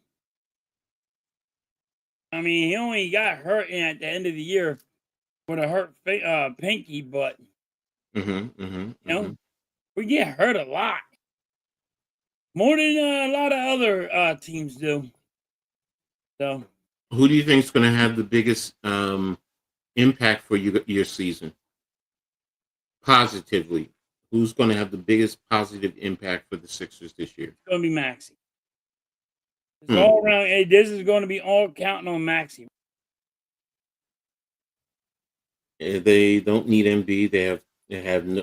They have no much young talent and good backup big guys. I think he means too much young talent. So okay, didn't you guys just bring Grimes back too? Yeah. Okay, so for 1 year, y'all have a lot of young talent. Y'all definitely do. So I mean, but you want to compete. That's the thing, especially in the East right now because of the way the East is. I mean, you really don't have a lot of quote unquote elite teams in the East. It's more so in the West. Right. So Joe McCain, he's just getting off surgery, so he's gonna be out for a little bit. And everybody actually he just had surgery. He'll be back. It takes a lot to build that muscle back up in his hand, in his thumb, because he ripped that ligament off of his thumb. It ain't like it ain't a big surgery. Building this muscle back up in your hand, in your palm, takes a little bit. I don't know why people don't understand that, but it ain't like, all right, I had the surgery, because this part of your hand takes a while to heal. Your palm of your hand. That's why people they have carpal tunnel. They don't want you to cut their hand open because building this hand muscle back up takes a long time. Blaze says, wait, halftime. I thought you said they should play with the injuries, especially big toes and fingers. Yeah. Wait. They don't. I can't help it. They're soft, Blaze. I didn't say that. I got a ripped ligament on my finger. You don't see me help. I can't never work again. Literally, here it is. Ripped finger, ligament off, broken. Years. Guess what I did? Taped it. Called it a day. Man up.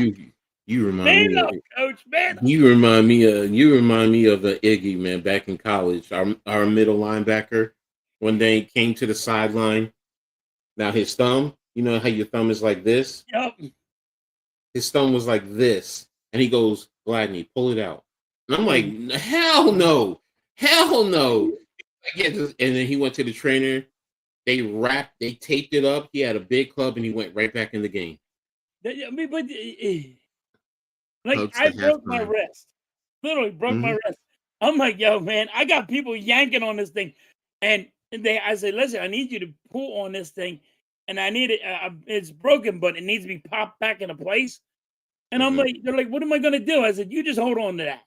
I'll freaking yank it, put it back in place. I'm like, don't get me wrong, it hurts, Mhm. but you can Mhm. do it. You just gotta man up and do your goddamn shit. Mhm. I mean, Mhm. I played hurt. I played hurt. I played sports hurt. I did everything hurt. Shit, I remember my first year. Um, I didn't practice a whole week, 2 weeks. I didn't because both my ankles were badly sprained. I'm walking around campus on crutches, 2 crutches. And my girl is carrying my book bags because they couldn't really put any extra weight on.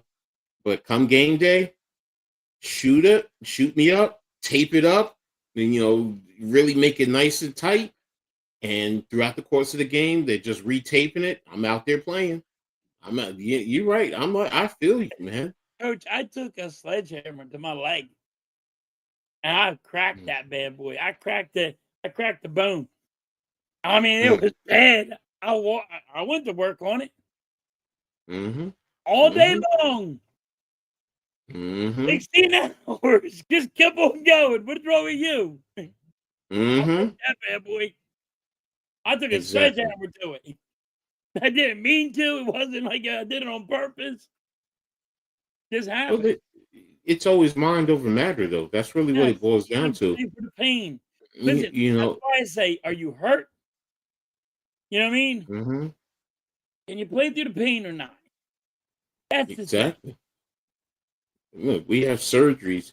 Hell, when I was a kid, I had hip surgery, and they had put pins in my hip, and I'm in recovery, coming out, and I'm in the room, and once I really woke up, I took the covering off of my hip.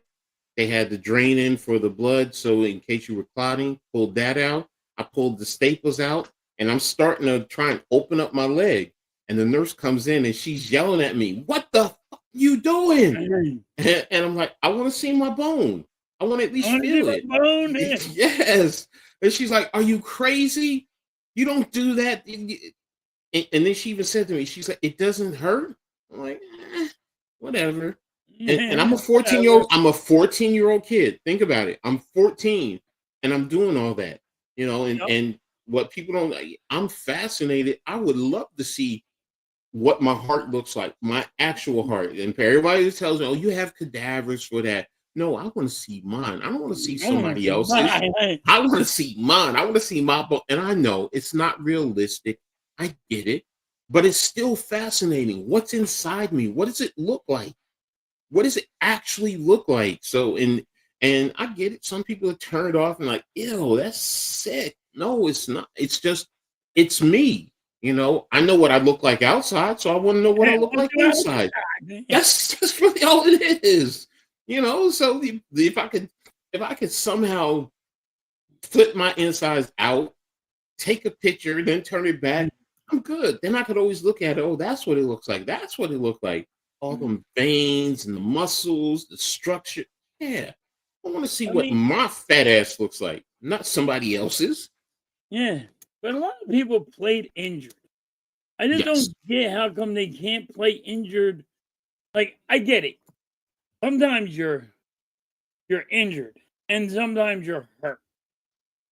The hurt part, you can still play. You're not. Mm-hmm. Well, you might not be 100%, but you can still play. You're not that tight. Yeah, I feel you, man. Man, I would love to be, man, if I could have been in a surgery room. Yeah, I realized later on in life, I'm like, yeah, I should have probably went into doing that, but I also didn't want to You go know, to it's medical. funny. My wife, Miss Halftime, said, she watches all the shows on TV, Mm-hmm. I Mm-hmm. can get used to that. I can do Mm-hmm. this. I had knee surgery. I had water on my knee. Mm-hmm. Well, let me tell you, when they inject you with the needle to try to numb it, my doctor looked at me. He goes, "Sorry," and I just gripped on because now I know I'm going to feel him take this knife and cut me open, right? And he said sorry, but he has to keep going. But he said sorry, and my wife's like, I had to stop watching because my stomach was turning, and you're over there. I'm like, she goes, why was you gripping so bad? I said, I felt everything he was doing. I felt that cut. I mean, like, he looked at me, he knew it wasn't numb, and he just looked at me and said, sorry, roll on, Garth. Yo, roll on. It is what it is. We got to get it done. And then he sliced me open, which they don't stitch you back up when you have water on your knee. Yeah. They had to let it open. They put a little stent in there for it to get all the water out of it.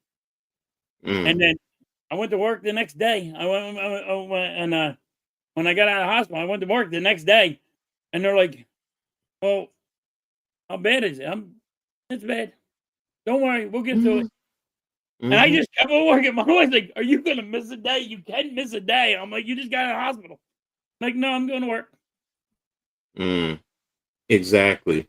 Lil Embiid would have retired after year one. I don't think he would have lasted 1 year in the NFL. Look, football is a different game than basketball. It really is. Yes, there's the level of physicality. Don't get me wrong, and that's why they're more skilled and athletic. Football is more brutal. I mean, and I know they're trying to tone it down because how many times we see a hard hit and we looking, oh, that's going to be a flag. Where back in the days, we're like, oh, that was a great hit. That was a great hit. Yeah, he put a freaking hit on him. Yeah. NBA guys could never play in the NFL. Let Even me if say, they think they could play on the NFL, very few. Yeah, very few. You know, Antonio Gates, Anthony Gonzalez, those guys are rare, but most, yeah, you're right. And let me say this. I will say 99% of today's NBA could not play in the 90s or the early 2000s. 99%. Because it's different. I mean, think about it. I mean, you come down the lane and you would get a shoulder, a forearm right in your chest. Now, I know the rules don't allow that anymore. That's a foul. But a lot of these guys now, trust me, you going up again. What's his name with the Ben Wallace with Detroit? That dude was an animal. Charles Oakley, Anthony Mason. Even if you go to Reggie White, you go to LT, dude, you get hit by them boys. It's a fuck around and find out. They're not playing with you. They looking to hurt you. Back in the day, in the 80s and 90s, they were looking to put you in the hospital. They wanted you to throw the hospital ball. They're like, oh, I can catch that, but I'm going to let him catch it. And everybody's like, I'm going to let him catch it because I'm going to hit him. I'm going to hit him hard. Exactly. You know, and to me, that's my style of basketball. I can't lie because I can't shoot. I can't score. Now, look, I can set screens. I can take charges. Now, I can rebound because I'm a wide body, so I know how to bump you out of the way. That's but me. Yes, but other than that, you know, look, I always say I'm a 4-foot box center, and I'm 6'2". So it's like that's about it. Now in high school, could I dunk? Yeah. You know, as I've gotten older and added more weight, you know, once I got the 350, my days of dunking were done. You know, but 300, 320, yeah, I could dunk. You know, and I'm fine with that. Other than that, and shooting, free throw shooting, yeah, I'm terrible. I admit it. You know, outside shots. Free throwing. I could not shoot a three, but I get the free throw. I was good at that. But I was more defensive guy. Mine was, I'll get you the ball. I'm gonna give it to the guy I know is gonna be able to score and dunk it. They're like, but I won't normally get fouled out because of the physicality. Yeah, that's me. That's me. That's how I was in high school. My coach, I shattered somebody's nose one time. They said, yo, that dude went right to the hospital. I shattered it. Hey, look, Hit him with all forearm. So I went to swat it, and I'm short. Mm-hmm. And they're 6 foot, and he was like just holding the ball up there, and I was like, wham! Boy, hit that ball, but my forearm hit his nose. Mm. Like Lord, they're like, yo, Exactly. you're just And that's the thing is, I know I don't have the athleticism for that, and the style and the finesse, and no, but like I said, in high school, my coach said it to me. He's like, your job is to rebound and foul. That's it. yep, and foul out. That's it, and set the screens. That's really it. Use up your 5 fouls. That's what I need you for, so the starters don't get in foul trouble. Okay, That's what I be was. physical, knock people around. And this is back in the '80s, so early 1980s. So just so y'all know, I'm old. So I get it. But again, different time, different era. And that's how I love to play. And that's why the '90s I loved, because it fit me the way I would play. Look, I'm gonna push you, I'm gonna grab you. Yep. Am I dirty? Yes, Yes. yes, yes, I agree. I yes, am. I know I am. yes. Even in football, I'm a dirty player. I'm gonna punch you. I'm gonna grab you. I'm gonna twist your face mask. You know, I Do whatever had I I can had do. I had pads because back in the days we had the big arm pads. And they would say, make sure you throw it in the wash. Not me. After the game, I'm putting it at the top of my locker. It used to stink. It was sweaty, smelly, and then it's sour. So then I'm putting my hand up in the offensive lineman's face. So what is he smelling? He's smelling that. You get that all in your face. And it's like, oh my God. Yeah, you're right. I'm a dirty. I'm rubbing it if I can on your. Yeah, I was a dirty player. The only thing I wasn't doing, I wasn't grabbing nobody in the private area. Now, would I knee them a little bit in the private area? Yeah. Am I stepping on fingers and stuff? Hell, people used to do that stuff Yes. to me. They're So, doing that now. They don't get them wrong. They're doing that now. They'll step on your hand. mm-hmm. Yeah, that. Now I'm not Indominus Sue stepping on somebody's head. That I'm not doing. I'm not that dirty. He's the guy I ain't was. stepping on his head. I'm not doing that. No, He gets out of hand sometimes. I'll step on the hands and the fingers, the toes. Yeah, I'll knee you a little bit in the pile up in the private area. Like I said, twisting the face mask and stuff. Yeah, I'll do all that stuff. But basketball, yeah, I'm grabbing. I'm fouling you. I'm hip checking you as much as possible Yep. when I'm trying to box you out. Yeah, I'm doing all that. Because I'm a grunt. I mean, I know who I am and I'm comfortable with it. So, but yeah, I mean, they would hate me in today's NBA. They would hate me. They would foul me out in 3 minutes. I know they would foul me out in 3 minutes. So my 6 Yeah, fouls are but gone. they used to foul me. I used to get fouled out so quick. But they're like, that little bit. That's all we needed. You're good. Yeah, exactly.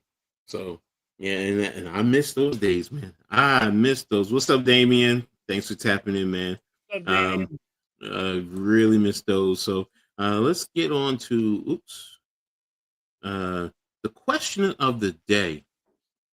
All right. So are you currently chasing what makes you happy? Why or why not will it change? So and just so people understand, what makes you happy? Some people are chasing money, some people are chasing love, some people are their career. I mean, are you chasing it? Yes or no? And do you think it will change in your life? So are you halftime? Are you chasing what makes you happy? No, I'm not chasing stuff that makes me happy anymore. Why not? Got older. I got older and I got responsibilities, so I can't do what I used to love. My thing was I used to love gambling. Okay. And I still love it, but I don't chase it like I used to when I was younger. Okay. Okay. Got you. Yeah. No, that's fair. That's fair. I So, mean, but I'm really good at it, but I just don't chase it because I got a family, I got kids, I got a house. But like, you want me to go play cards? I'm very good at playing cards. You want to play craps? I can play craps. You want to play roulette? I can play roulette. Unless Okay. unless my devil is by. Coach, here's a story. Mm-hmm. I was playing cards down at casinos. Got my wife with me, but she went and gambled her way, and she leaves me alone at the tables. Mm-hmm. I cleared the tables 4 times, Coach. I got like 10 grand. I'm betting. The dealer goes to people, yo, don't mess with this guy. He's going to take all your money. He knows how to Mm-hmm. play cards. I Mm-hmm. have to, and then she looks at me. She goes, I have to warn them because you just took out 4 times. You cleared out these tables.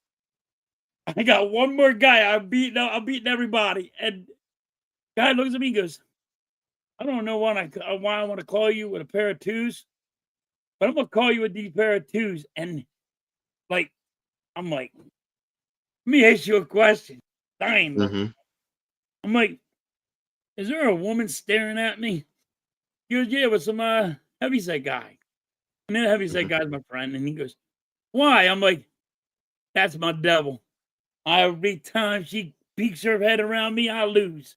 Every time. I gotta keep her away from me when I go to casinos. I won about but I still won a lot of money. I won like Mhm. 6 grand, boy. Mm. It was like I was up 10. I'm like, damn, dude, like, come on, can you just stay away? Mm. She the devil, man. She my devil. But Uh. I'm very good with gambling. Okay. But I Okay. just don't chase it. Well, And I everybody's mean, like, well, gambling can really hurt you. And I never. You got to know how to gamble. exactly. No. And don't. You can't. You got to know how. You got to know when to spend your money and how to spend your money. Where you're So not. you never thought about being a professional poker player and I getting did. on TV. No, I did. I really did. So I you wanted can't to. have this. I was going to go and actually go to the World Series of Poker and take the 10 grand. I wanted to do it. That's what I wanted to do. I really wanted to do it. So do When I you did think casinos, that? I've been to casinos and I have done tournaments for 2 Mhm. to 3 grand, Mhm. but I wanted to go to the big one. So you don't think you could take that money and just really focus on that and not touch your house money? Because I understand it. I commend you for being responsible. I mean, because that's the thing. A lot of other people, they'll just spend everything in their life and go broke. Because Right. you even said it, you know how to control yourself. So you don't think you could be able to be there for your family as well as pursue that?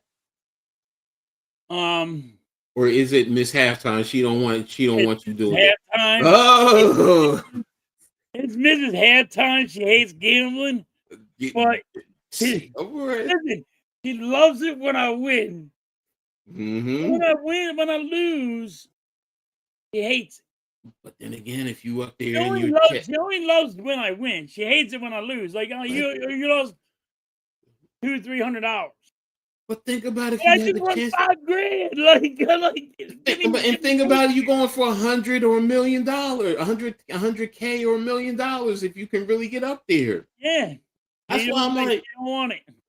But then, I also got to this work. is I got to make halftime. sure I got No, food. I get that. No, that part I get. So it's just like isn't there a way you can do both? I So wish and I could. I wish I okay, could.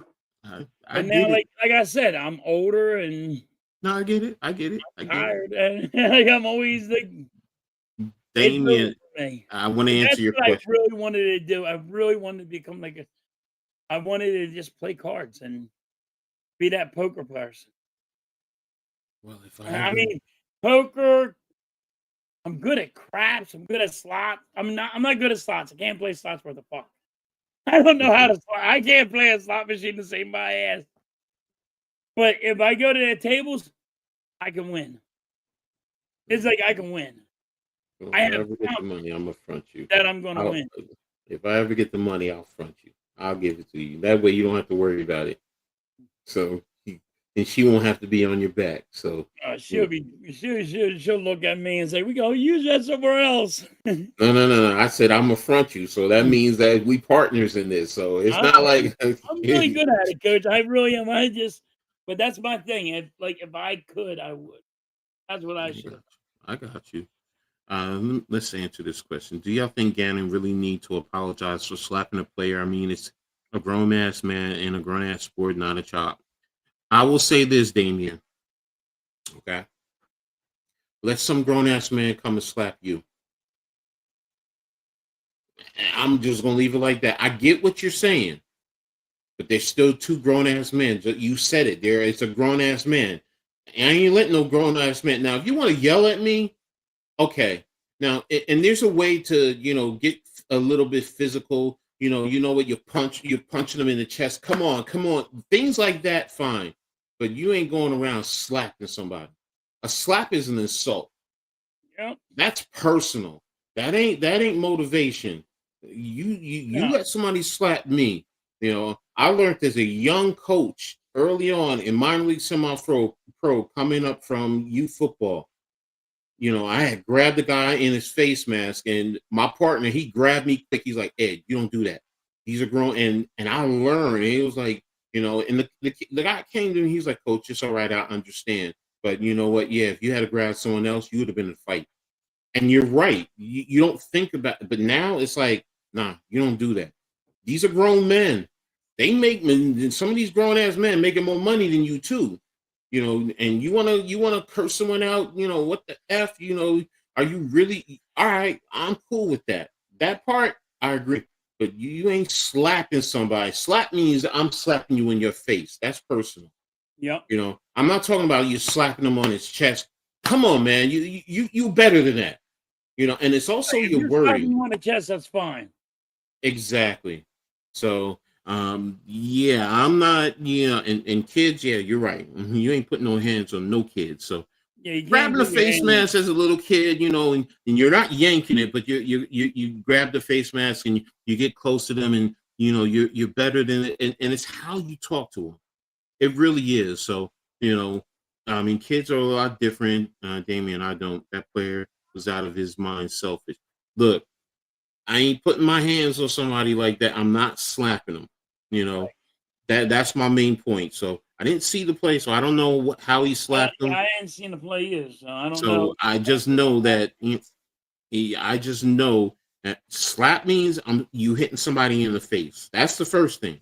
And you hitting another grown ass man in the face, you getting 5 across back at you. I don't care if you the owner of the damn team. You ain't slapping me. I don't care if you pay me. Nah, screw all that, man. You can take your money and shove it up your ass. So, and sports needs to do stuff. Look, no, if he slapped him, yes, he needs to apologize for that. Yeah. Plain and simple. So, no. Now again, I need to see the video. He can press charges on him if he slapped him. Technically, yes. We're gonna have time seeing his community grow. So Brian Dable going to the medical tent was a bigger deal. Look, that was wrong. Perception. I mean, if they have the rules in place, I even said, "Yo, he's stupid." You don't do that. Halftime said it earlier. You send somebody over to check out to see what's going on. Focus on the game. You're the head coach. You got 50 some other guys out there, or 40 something other guys who are playing the game. You can't be running. Yeah, that's your star quarterback. He's the one that's going to save your job. Go check on him. That's all. So there I was just like, yeah, halftime loves money. So I like money. I don't love money. I'm not gonna lie to you. Love is okay. So you love money. So do you love money more, or do you love Mrs. Halftime more? Do you love money more, or do you love your children more? I love my wife and my children more. Exactly. That's the point. So we all like money. See what she just said? No, you're lying.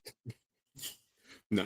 I love money. I love money. I don't love money more than you. I promise. No, trust me, I could tell he loves her more I than do love money. football more than you. I love my sports more than you. Yes. I Yeah. love my sports more than my kids. Yes. See, here's the thing. That's why, and I'm being very literal. The word love. See, you strongly like. Love means you will Strongly like, sacrifice I every. really, really strongly like Love money. means you're going to I ain't got sacrifice that much everything of it. for it. So, and that's why I'm like, when you say love, do you really like money? Hell yeah, we all really like We money. Do all you love love it? money. We all like Because money. I'm gonna say this: Are you willing to go up and kill people for money?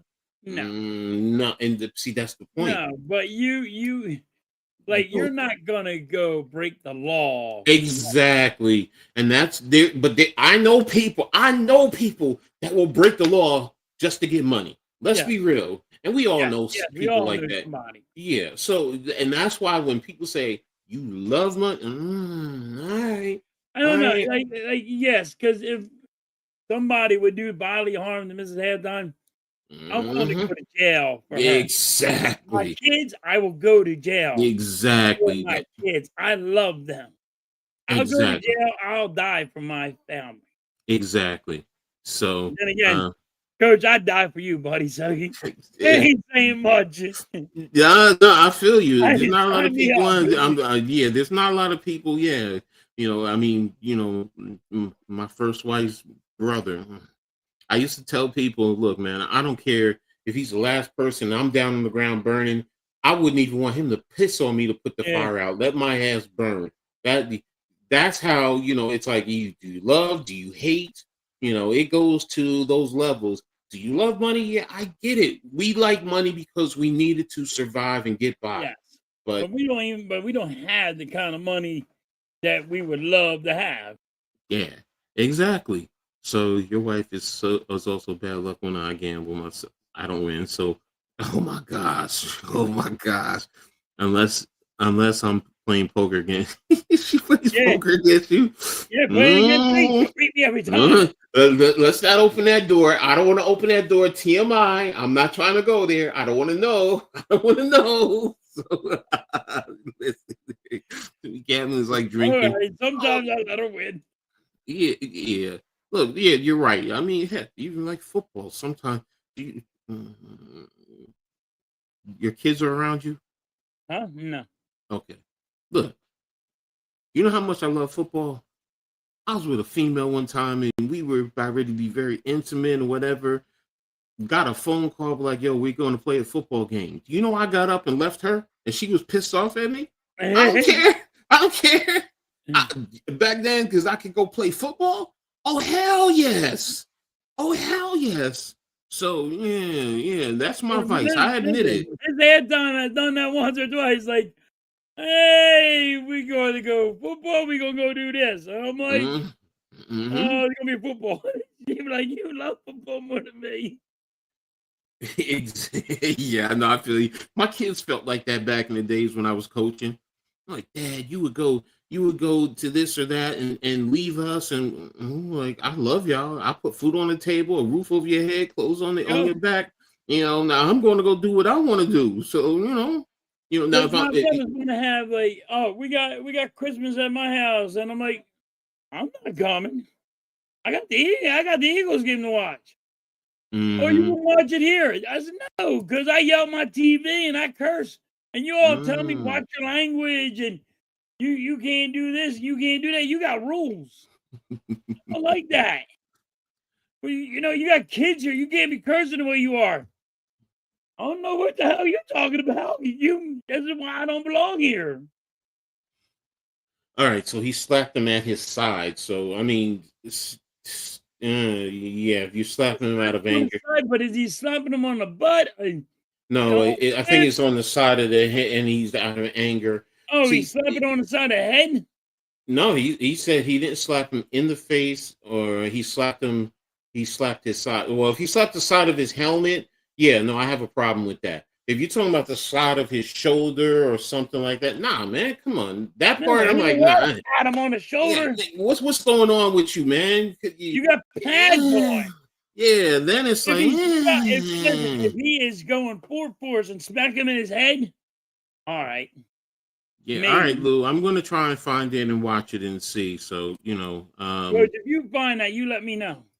You send it to me. Nick said, "Why am I forcing you to choose?"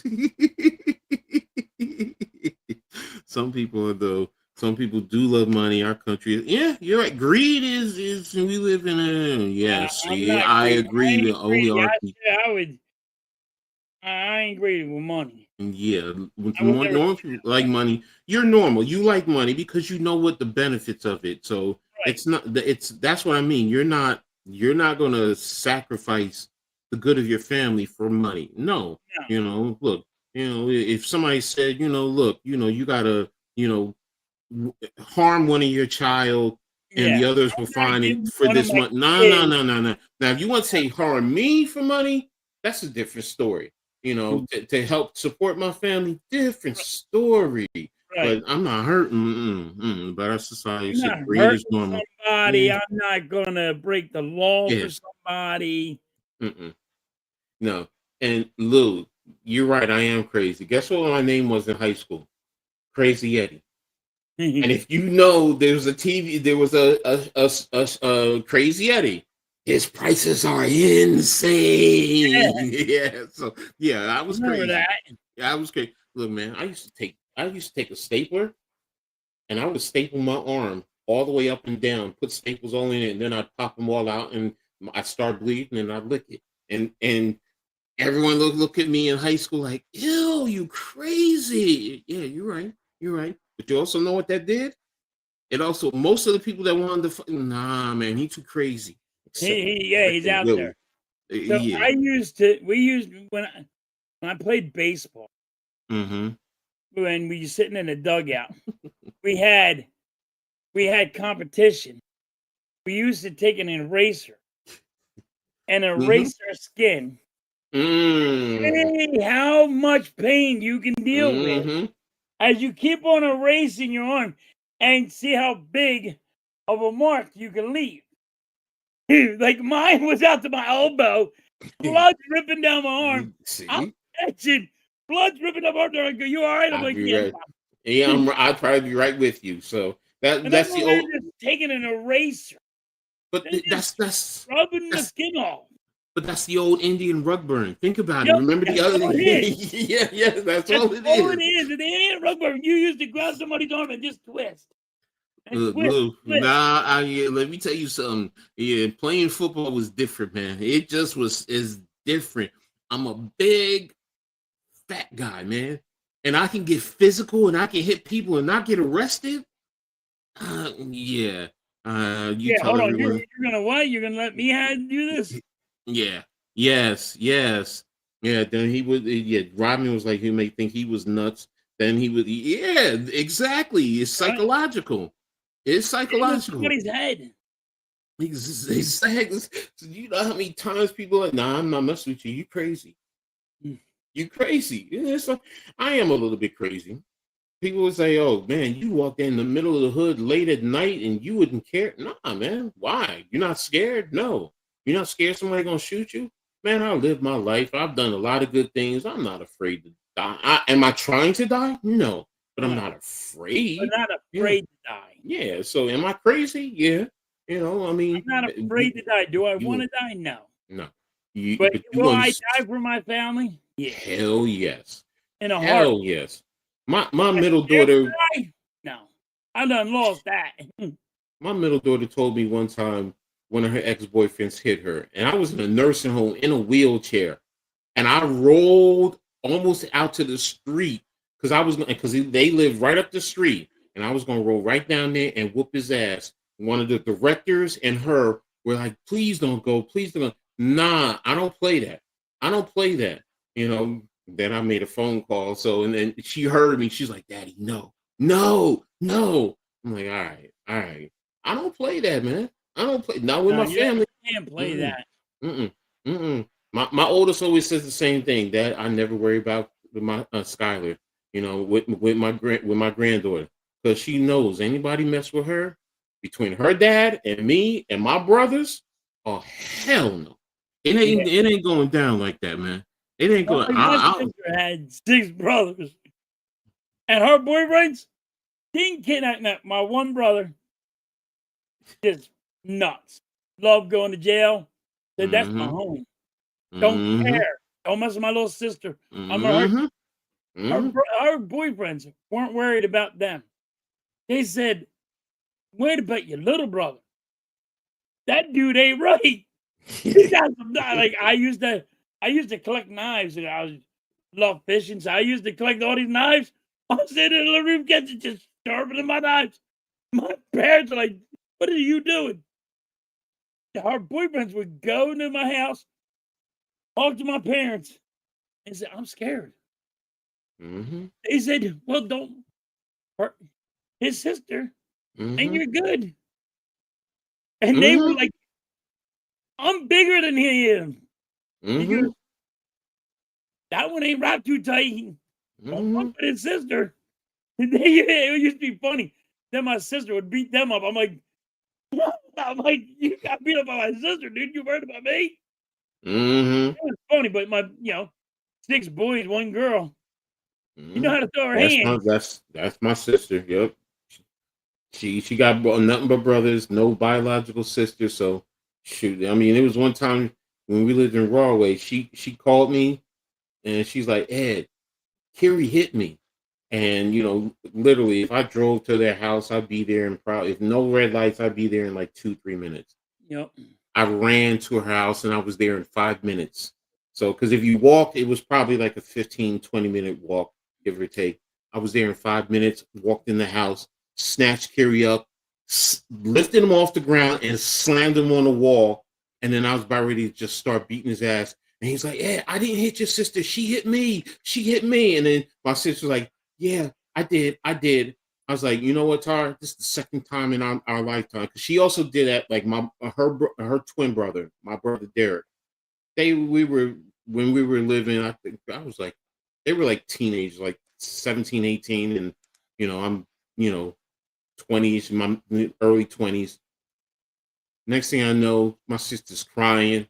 She's like, "Derek hit me. Derek hit me." So I'm like, and he's like, my brother's, he's small. Like I'm 6'2", 300. Then I'm like 315. Played college ball. So I'm well defined. And he's 5'6", 5'7", little skinny thing. He's like, "I'll fuck you up. I'll fuck you up. I ain't scared of you." So I was just like, knock it off, knock it off. So he pushed me. So we started fighting. Slammed him on the ground, then started stomping on his head. And my sister jumped on my back and pulled me down, and if I fell on the bed. So back then, you remember the old vacuum cleaners with the silver rod, the extension rods? Yeah. He had picked it up and hit me on top of the head. So I looked at him and I laughed at him. So I'm like, "You really think that's gonna hurt me, bro?"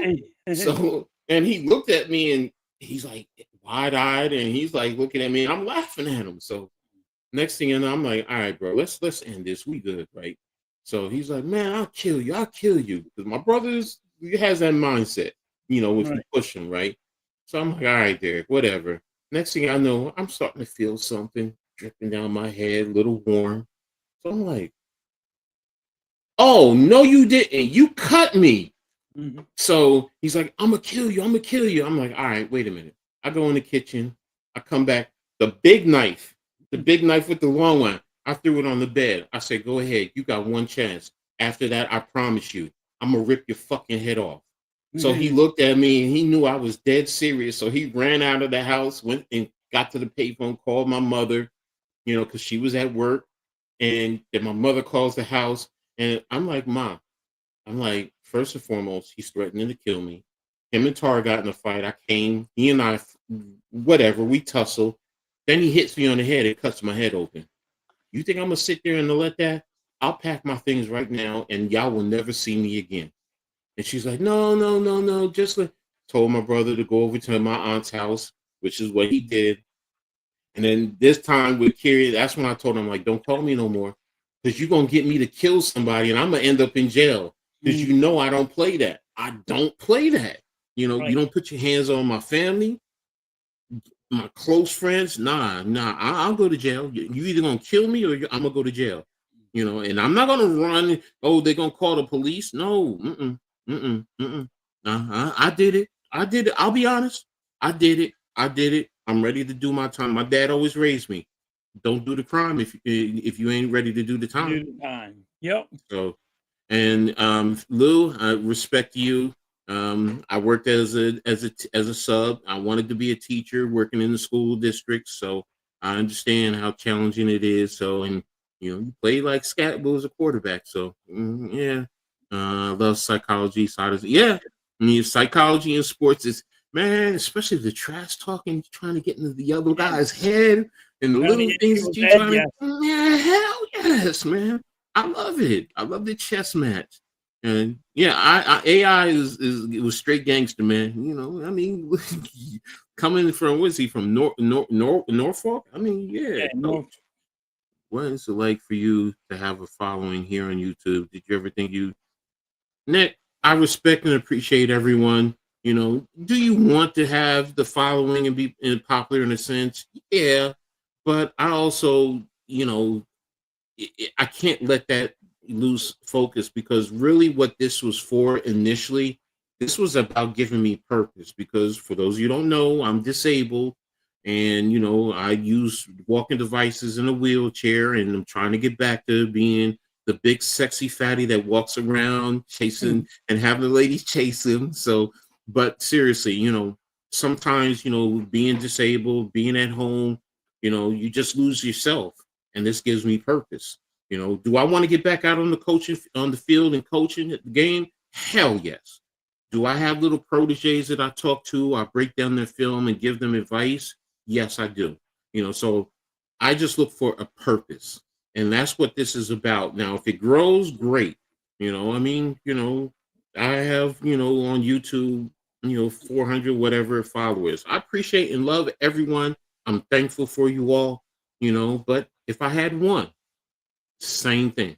If I have 10,000, the same thing. You're gonna get the same Ed that you see right here. So I appreciate you all. So thank you, Lou. Newport News. Thank you. You know, so my man Kenny's lives down that way. So you guys do a great job. I don't really drink anymore. I use edibles, and got 2 ruptured discs in my back. And bro, I just Halftime will tell you, I just had spinal surgery back in October, November of last year.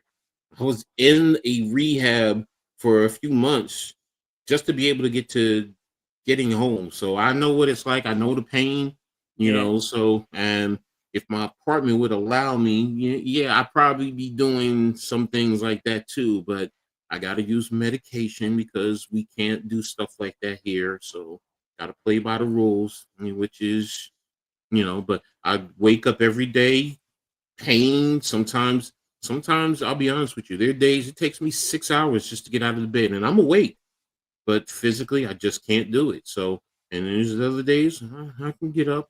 You know, got aid service will come in to help me a little bit. So yeah, I know the struggle, man. It's tough, but appreciate you. You know, like you said, you being in the school system. You know, so that's what I was trying to do before I got sick. You know, what, almost 10 years ago. So close to it. So yeah, I got some messed up disc too. I got 2 in my mhm, neck. I got 4 in my upper back. I got a couple in my middle of my back, and I mhm. got it in my lower back. They want to put rods in me, and I'm Yeah. scared to death of it. No, bro, I got one. I've had spinal surgery twice. I only had it Early, once. I only had you know. the shots where they fill up the disc, Mhm. and that Mhm. didn't last. That only lasted about 4 minutes. No, I did the early in the front. They went front and they put in a titanium plate. So I've had that since 2002, 2003, and then last year they took out part of my spine, and then they put the rods in because it was compressing on the spinal cord, and he Yes. said a little bit longer I would have been paralyzed. So it's just like, yeah, I gotta, do what I gotta do. So They had want a to put great neurosurgeon. in the back of my spine, Mm-hmm. and they want to put some plates on my disc. Mm-hmm. And like the doctors that I talked to, and I talked to a couple of them, They're like, "How are you doing what you're doing?" I'm like, Mm-hmm. I don't know. I said, "I just got to go through the pain." I said, "Don't get me wrong." I said, "If I did it, I want to crawl in a ball and fucking just cry. Mm-hmm. How much pain you're in? So I know Mm-hmm. what you're going through, Lo. I don't know how sometimes I even get up in the morning to go Yeah. to work. It's like when I get up, everything hurts, but it's a struggle, Mm-hmm. and it's a It, struggle. I do it exactly. because I got to get up because I got to feed the family, the kids, the wife, and pay the mortgage and all. But I mean, See, if I did not have to do it, I'd probably go with the surgery. But I'm scared to go through the surgery. I probably would have been like you if my kids weren't grown up and they were dependent on me. So, Right. and yeah, it was that like that. My kids are grown. It's just me. So I don't have no wife. Right. I don't have any of that. So it's just like, all right, whatever. I can do me. And you know what? If I end up But paralyzed and I'm also scared of it. mm, I'm scared of it. I'm scared to be in a wheelchair. I'm scared to not be able to bend down to tie my own shoes. Because they told me I'm never going to be able to bend down to tie my own boots anymore, so I won't be able to do my job. So I'm gonna be done. And I'm not that way. I just can't. no, I get you. I I'm get gonna you. struggle through the pain, and I'm like, I'm in some But serious pain all the time, and it's But you're very doing it for your I don't know how to do it. you're doing it for your family first and foremost. Like you said, That's all I'm doing. if they weren't there, then it would be a different story. And I feel you. You know, I'm the same exact way. But now I will say this: I do like my little wheelchair. I mean, it's a power wheelchair. I get the motor around. Little You know, motor running, you got a sometimes little yeah, thing in your good. I got different speeds. So sometimes I'm like zip, zip, zip. It tilts back. Sometimes the what you call it elevates. I can tilted with the legs. I mean, it's just there's people look at it like, yo, that's a wheel. Yeah, it's. But I will say this: it becomes a crutch. That's why it's like Right. my aide, my normal aide during the week. She says the same thing. You are so determined to get back to using your walk. I'm like, hell yes, and I'm trying to get off of that so I can get to using the cane. I'm like, I'm trying to get away from that. I'm like, first of all, how am I going to pick up a honey and I'm walking around in this or Yep. with a walker? They're gonna Yeah, look at me like you're gonna be like, yeah, all right, you're gonna be able to handle me. You're the one exactly. They're like, you think you're gonna be able to? And I'm like, hell yeah, be able to handle me. Handle me. exactly. That's exactly what You I'm like. can't even walk right. Yeah, yeah. You one You night with handle me, boy, me. you gonna be done. Jeez. So, yeah, Nick says halftime you'll be able to retire in a couple of years and do YouTube for full time. I'm certain I of it. will not be able to ever retire, Nick. I will say this with social media, the platforms, like I'm not trying to focus on doing it as a full-time career, but if the money goes there and I'm making serious money, that's a different story. But I've heard the stories where most people, what a lot of people don't realize, a lot of YouTubers don't make money off of YouTube. You really don't. You Not know, really. y- I'm I, making I money. I'm not making a lot. I saw one guy. He I'm not has, over I think he YouTube. Like has. when the little bit you make, goes, Mhm. it's unreal. You're not making a lot. Nope, you're not. There's people. I'm telling you, there's people with a few thousand followers, and they're making a couple $100s a month. I'm You making know. like if you like when you're streaming a game, Hmm. Hmm. you're making about $5, Thank you. if that.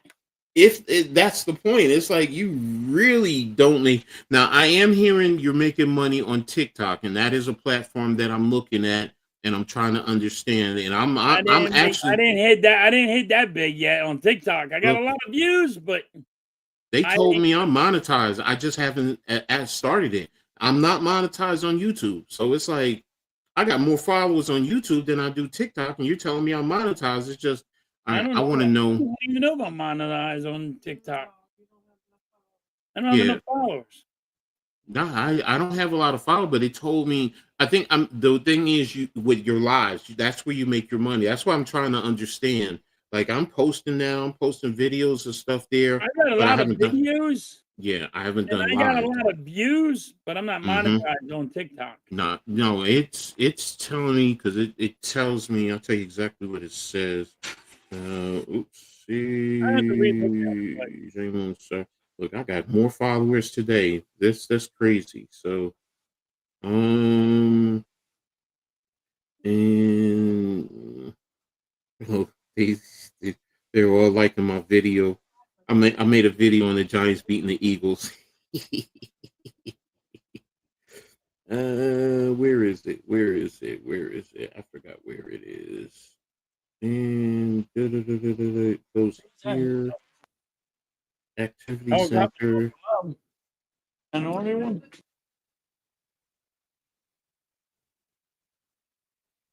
Oh, Yeah. 250th anniversary. Hmm. You We share got it first?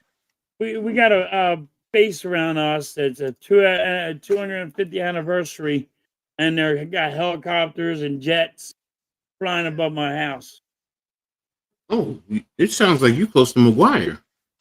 No, I'm close to just a regular airport. Oh, okay, Philly Airport. They're leaving the Philadelphia airport and they go right No, across. my ex-wife, she lives in like I said, Gibbstown, so she's right across from the airport. So I know exactly what you're talking about. We're right across it. It's like every plane that takes off, it goes right over my head. It's like one day, one of those wheels are gonna come off and just hit my house. Like they will still run ads on your channel and just not pay you. Okay, Sam Darnold has a season. Oh, okay. To see, I'm not even looking at a football game right now, so it's just like I'm enjoying doing this. So, and what makes me happy, I didn't answer that, is coaching and being a teacher, and which is another reason why I am doing this. So, in a sense, I've just changed the avenues. I'm still going for it because a lot of you guys tell me you learn stuff from me, so that makes me feel good. I'm still coach. I still have my little proteges. One of my former players, I call him my son. His son is actually as a freshman starting on one of the top high school parochial high schools in Jersey. So it's like okay, Ramir's doing this thing. So I'm like, all right. So he already has offers from a couple of mid-level D1 school FBS schools. So we're trying to work for him to develop his game so he can get some big time, because then that's where the NIL comes into play. And and me and Rod, we joke here like well, Pops, if if he gets a big NIL, we're going to hire you as an agent, because technically I can be an agent. So because my degree is sports management, so I can do anything in the field and I can get certified as an agent. So, and they know I know that stuff. I've done contract negotiations, so I know how to read contracts, break it down. So my sister always jokes, she's like, Ed, you probably would have been a good lawyer. I'm like, I don't know. I'm just not good with the justice system. So, but yeah, ultimately, that's me chasing my why. So, and when things happen, I adjust with it. So it was coaching, it was teaching, as a manager, some type of a position to teach and lead. So, but yeah, there you have it. That's my why. So, last thing we're gonna get into a little bit hockey. How excited are you that the NHL is here? I'm really excited. Flyers got screwed the other night. I mean, they won the game and then the refs put it away from them. Mm-hmm. But they're showing that they can compete with playoff teams. So I'm excited about it. Okay. What are your expectations for the Flyers this year? I got the Flyers going. They'll make the playoffs. I don't have them going far deep in the playoffs. They'll be in the playoffs, though. They will make the playoffs this year. They'll be good. Okay. Rick Tocchet is a good coach, so. What's up, Eddie? Thanks for tapping in, and blessings to you up in Canada. So came in at the right time. We're talking a little bit of hockey. So, I'm not a big hockey fan. I mean, I just follow the locals a little bit. I think the Islanders just lost the other day. The Rangers and the Devils. So, whichever team is hot, that's who I'm rooting for in the playoffs. So, I'm a casual hockey fan. I like hockey really to see fights. I ain't gonna lie to you. I like Yeah. I like violence. The violence, you want to watch violence? There you go. Watch hockey. Look, hockey is the right sport. When two guys want to get at it, let them fight. You penalize them afterwards, but let them fight it out. Everyone else back up. And if every other sport, I tell you, I guarantee, as Charles Barkley would say, I guarantee in basketball, if you let two guys get at it, a lot of them boys would just back down. Oh no, I ain't trying to fight. I'm not trying to get at it. So he says the Islanders will be better this season. Okay. So, but yeah, that's the thing. That's what always drew me. I had friends who played it. First of all, I can't ice skate. Can you see a 350? I got on skates one time, and instead of your feet being like my feet being like this, my feet went like this. So you got to build your ankles stronger. Yeah, it's just like, and see, I had bad ankles in college, so it always had to get it taped, and nope, and then now look, because my friend John used to say, man, if we could get you on skates, do you know how much fun you would have smashing guys into the wall? He's like, you probably would make a lot of guys quit, because he's like, you're 300 plus, and going fast and crashing into the wall into these guys, you probably knock them out. Yeah, that would be fun. That would be fun. It is fun. But then again, guys hit me with the sticks. Then it's like, oh no, we fighting, man. Drop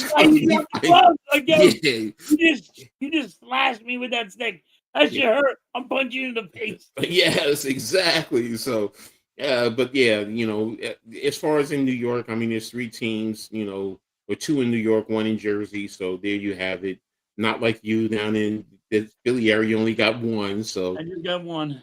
You're I love lucky. my 1 though, man. I love my 1. I hate there you go. So I love my 1 team. Yeah, he's like, I want the field out back to freeze this winter. I'll be skating 6 hours every day. There you go. See, that's like me back in the day playing football as a kid. You go out there, doesn't matter. Ice on the street, you play tackle football on the street with its ice. There you go. I respect your hustle. 6 hours every day being out there skating. Now if I lived in Canada, I probably would have played hockey there. So, where I used to go ice skating when we were kids, it was right behind Joe Flacco's parents' house. We didn't know who Joe Flacco was. He was just a kid, But we right, like we were walking. His parents' house was here, another house here, and we'd walk right between them both, and they would sit out back, and we're like, sorry, we're just trying to get to the, the pond. You're good, and she'd watch everybody ice skate, and they would watch everybody ice skate. They have a big flagpole in front of their house, and he used to fly Eagles and Phillies flag.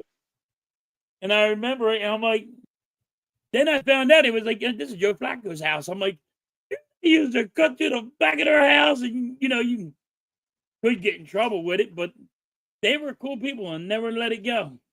They're like, go and have fun. That was it. That was so cool of them. Then we get our skates on and we go ice skating a little bit. Just real quick, ESPN. Just real quick. I just posted that up there. I just got it over my phone. Penn State fired James Franklin. Oh, wow. I was not expecting that. Oh, wow. Blaze, if you're there, let me know. Wow.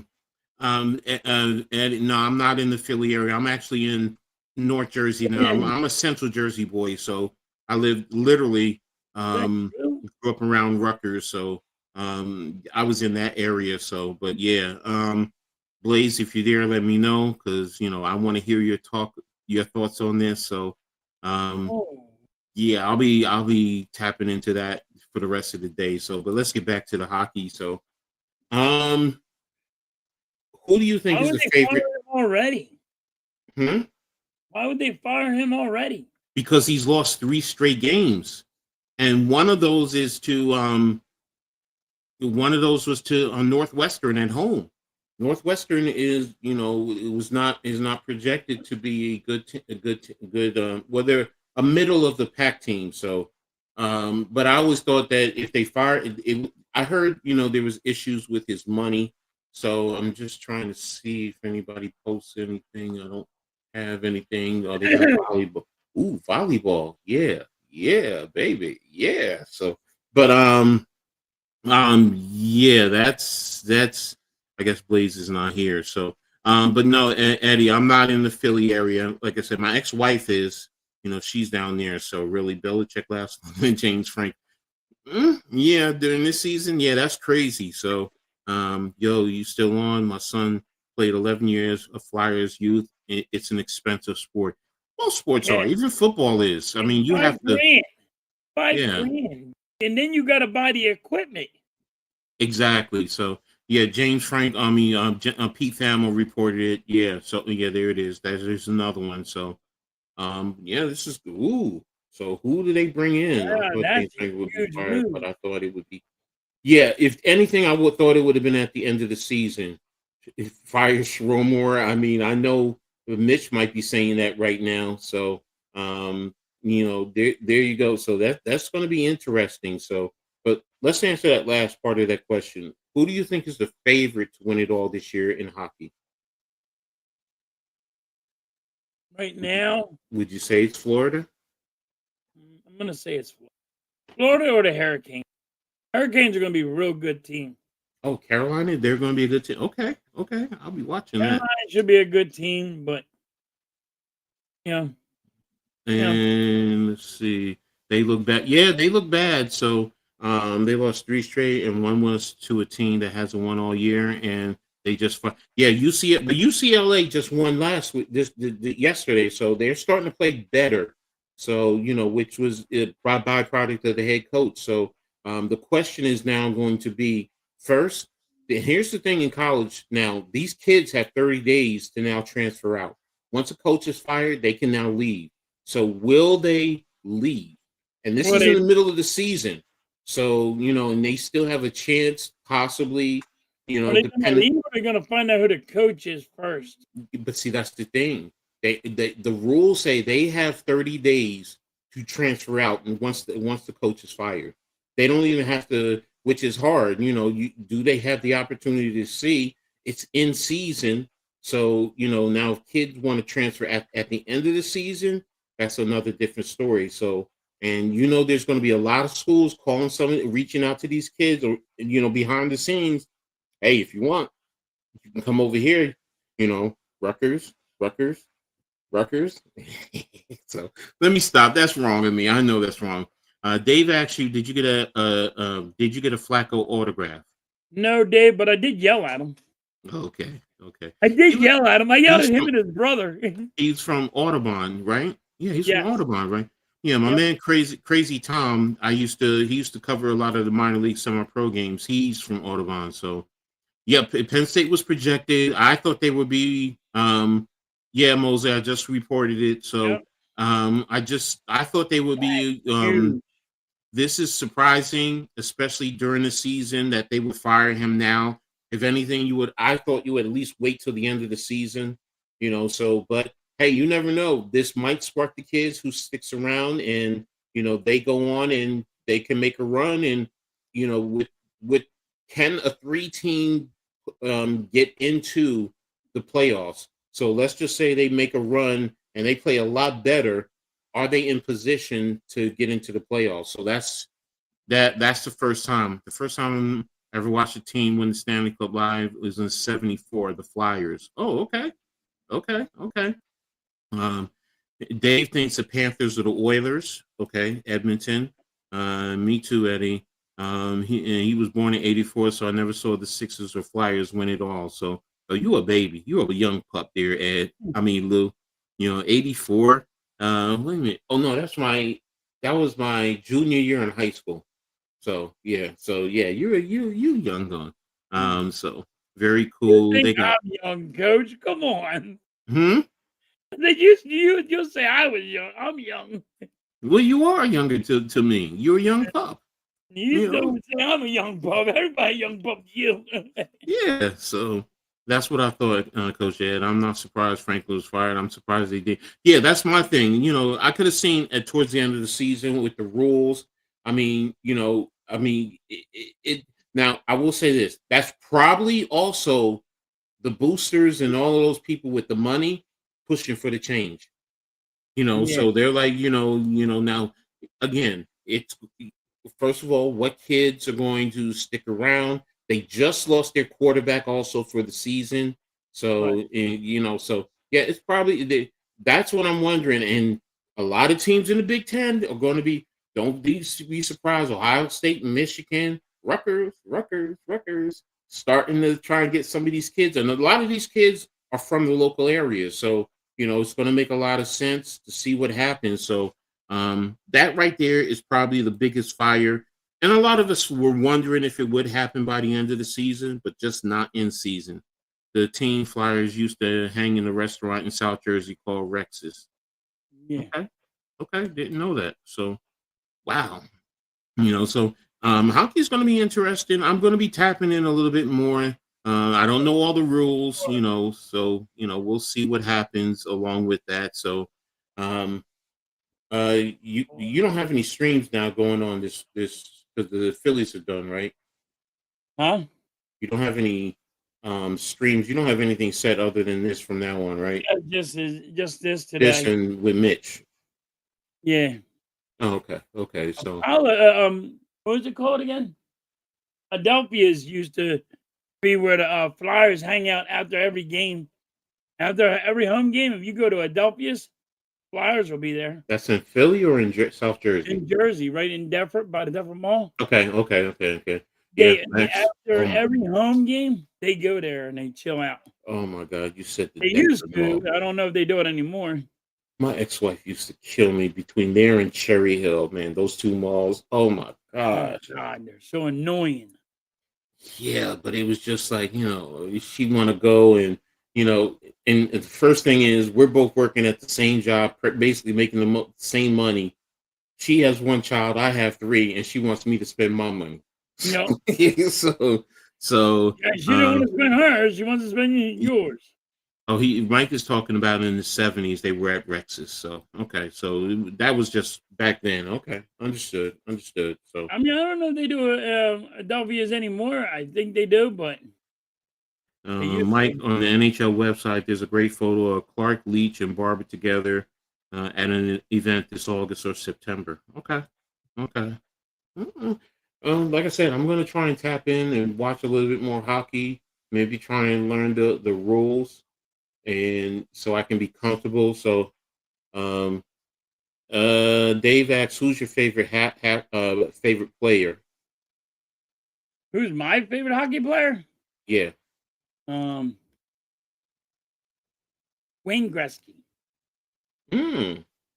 Wayne Mm. Gretzky was so unbelievable that the dude would sit on the boards, lean on the board, chilling, just so we watch a play being made, take off, take the puck, and put it in there anytime he wanted.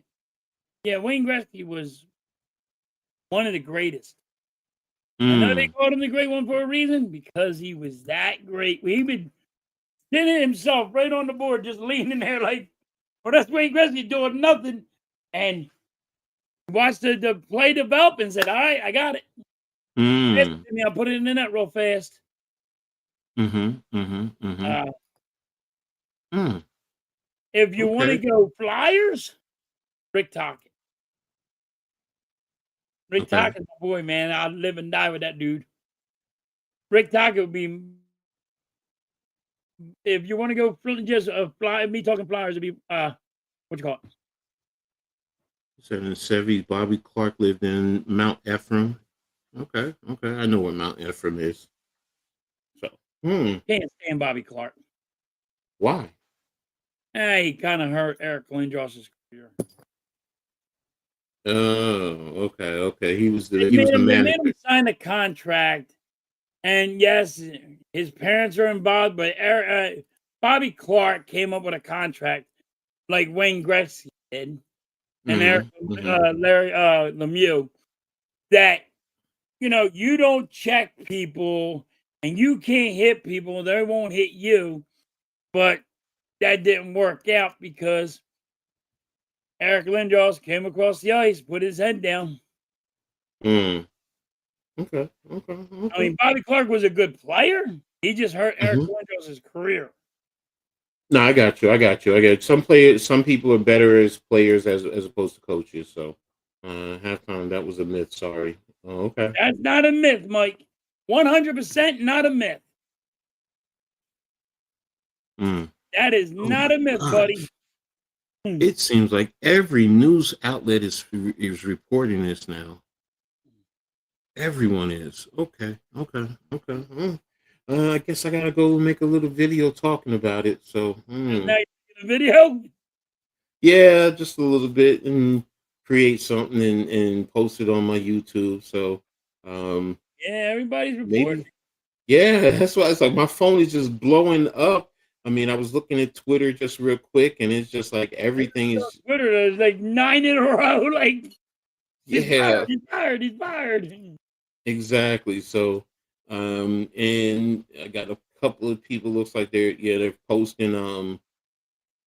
Yep, they're just creative spaces now. It looks like to talk about it. So, and I'm going to be tapping into a couple of Big Ten spaces. So, we'll see how it goes. So, what else does he say? Bobby Clark was very unprofessional the way he dealt with Lindros and his family, which Yeah. is points to what you were talking about. His contract on his rookie deal and the lockout had a lot to do with his issues with. Now, Okay. the lockout did have a lot to do with it, yes.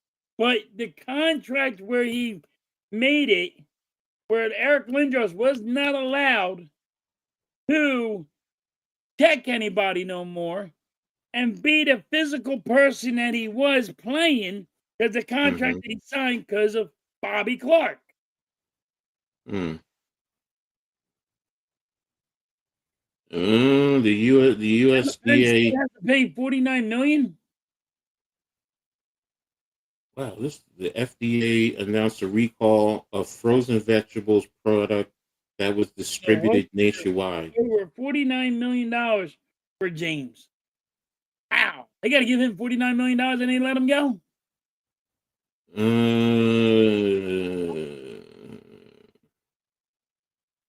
For those of you, just so you know, the FDA, Snowpack Foods of Caledonia, Minnesota, is recalling its Delmar 35-pound bulk organic frozen spinach and Snowpack 10-ounce organic frozen cut spinach because there's the potential to be contaminated with listeria. So if you do have those, contact your local distributor and see what you need to do. Everyone be safe, with those frozen vegetables there. So, just look, I get everything on my phone, man.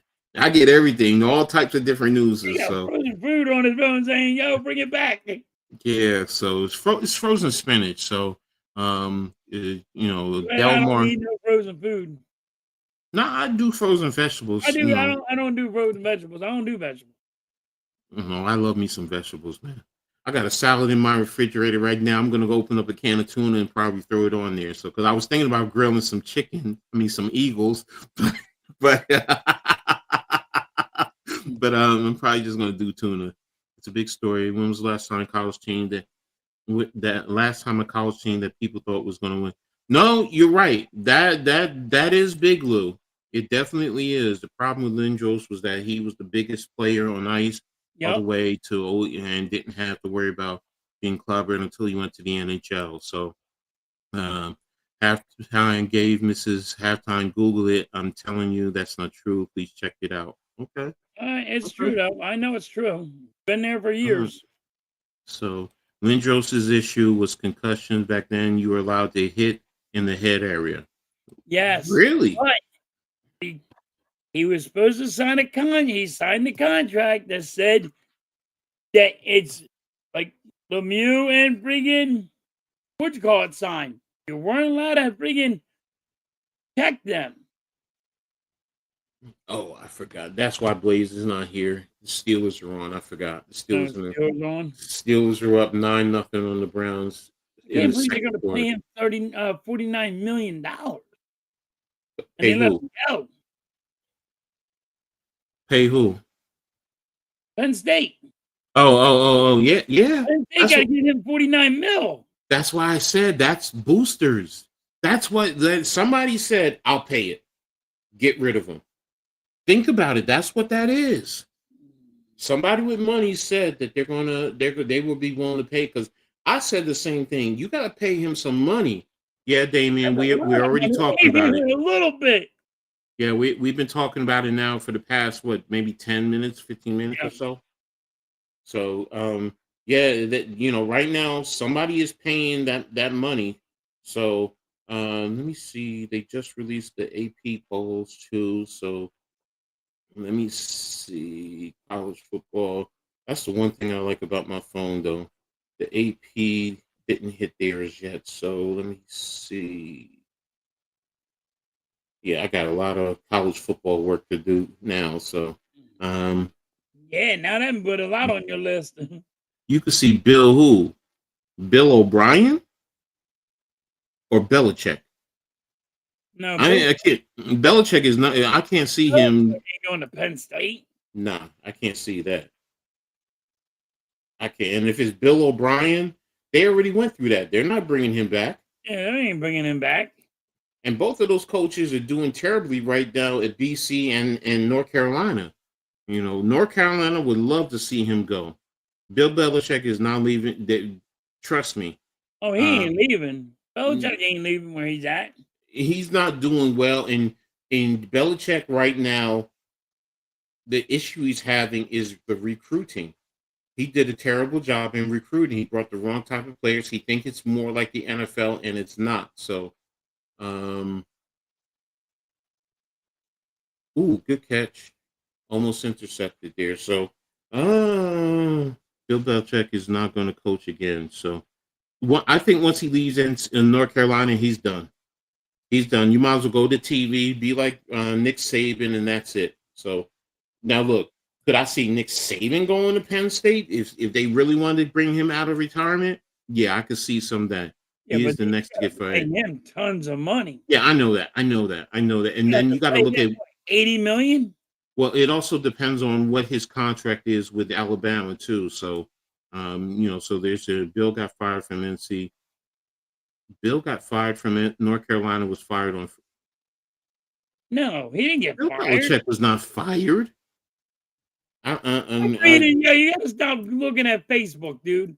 Damien, I don't know where you got that information. I could tell you assuredly. I've seen that on Facebook. You got to stop reading Facebook.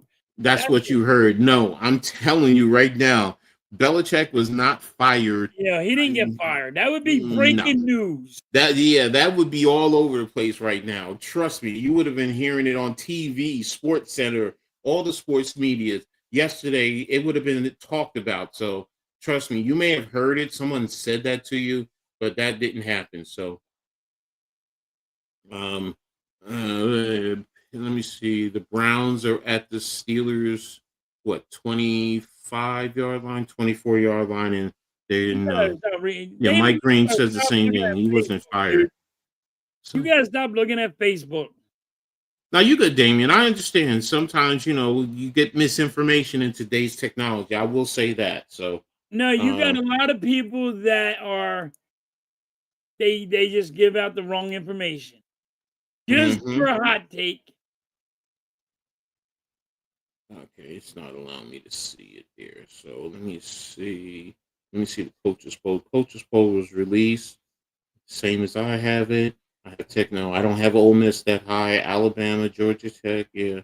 Oregon is at 9. I have them at 10. LSU, yep. A lot of the same. Notre Dame, I don't have that high. BYU, I don't have that high. Virginia, Memphis, USC, Utah, yep. I don't have Illinois. Illinois is out. Yep. So I have all the same ones as the coaches poll in my rankings.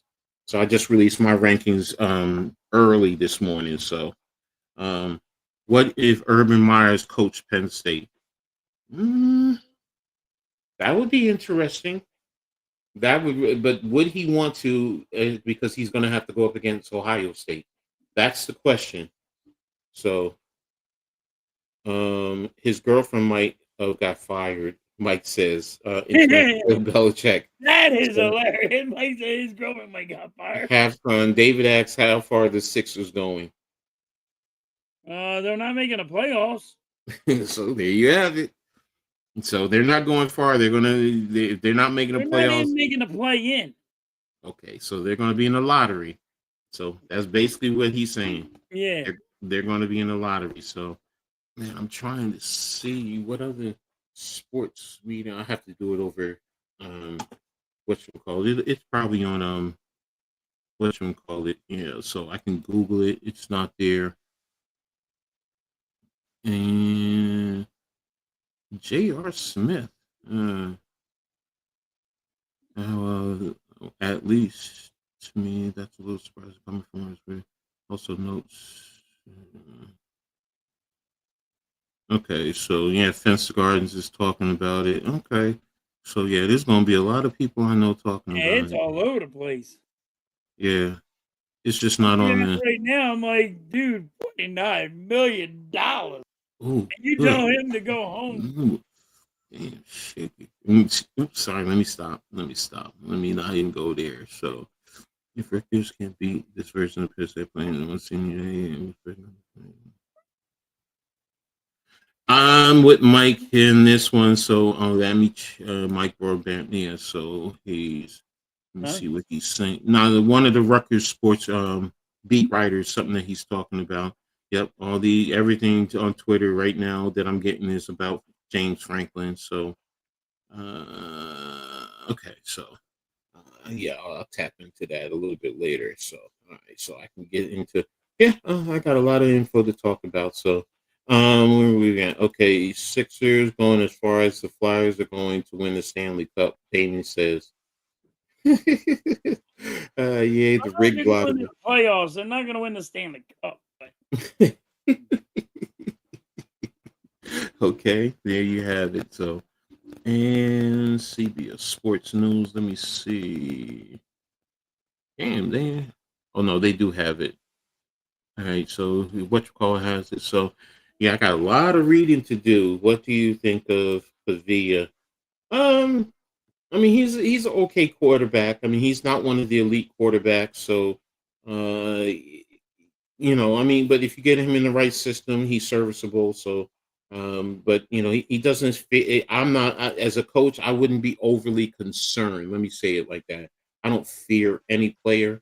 I'm just not overly concerned with him. So, Cleveland is lining up for a field goal right now. Looks like it's a 5, 10, 15, 31-yard field goal, and the kick is up and it's good. So it's right at halftime. So they're at halftime. So I know maybe Blaze comes back in. I was trying to see if he was there, but I know he's tapped into this game. So yeah, and I got to prep anyway for all my stuff that I got to do. So yeah. Anything else you want to talk about before we get out of here? No. All right. In this halftime, We hit everything. Yeah, we got everything. My team, so yeah, and we got the breaking news right off the bat. So yeah. But appreciate everyone for being here. Come back, rewatch it. If you came late, make sure everybody hits the like button for halftime. For me, for the hardcore Aboriginal. Appreciate everyone for being here, rocking with us. This has been a great show, especially since we have no Eagles or Giants on today, so we could go a little bit longer. So, but we'll be back next week. Same time. Well, I don't want to say time, but same bat channel, as they used to say on Batman back in the day. So, appreciate everyone. Y'all be safe.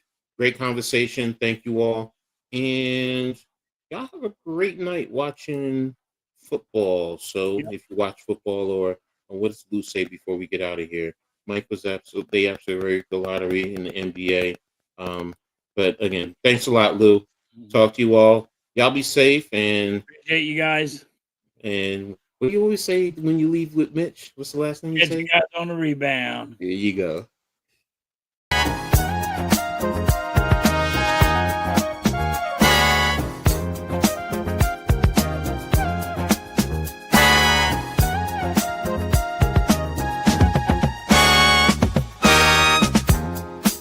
gather round for the halftime chat.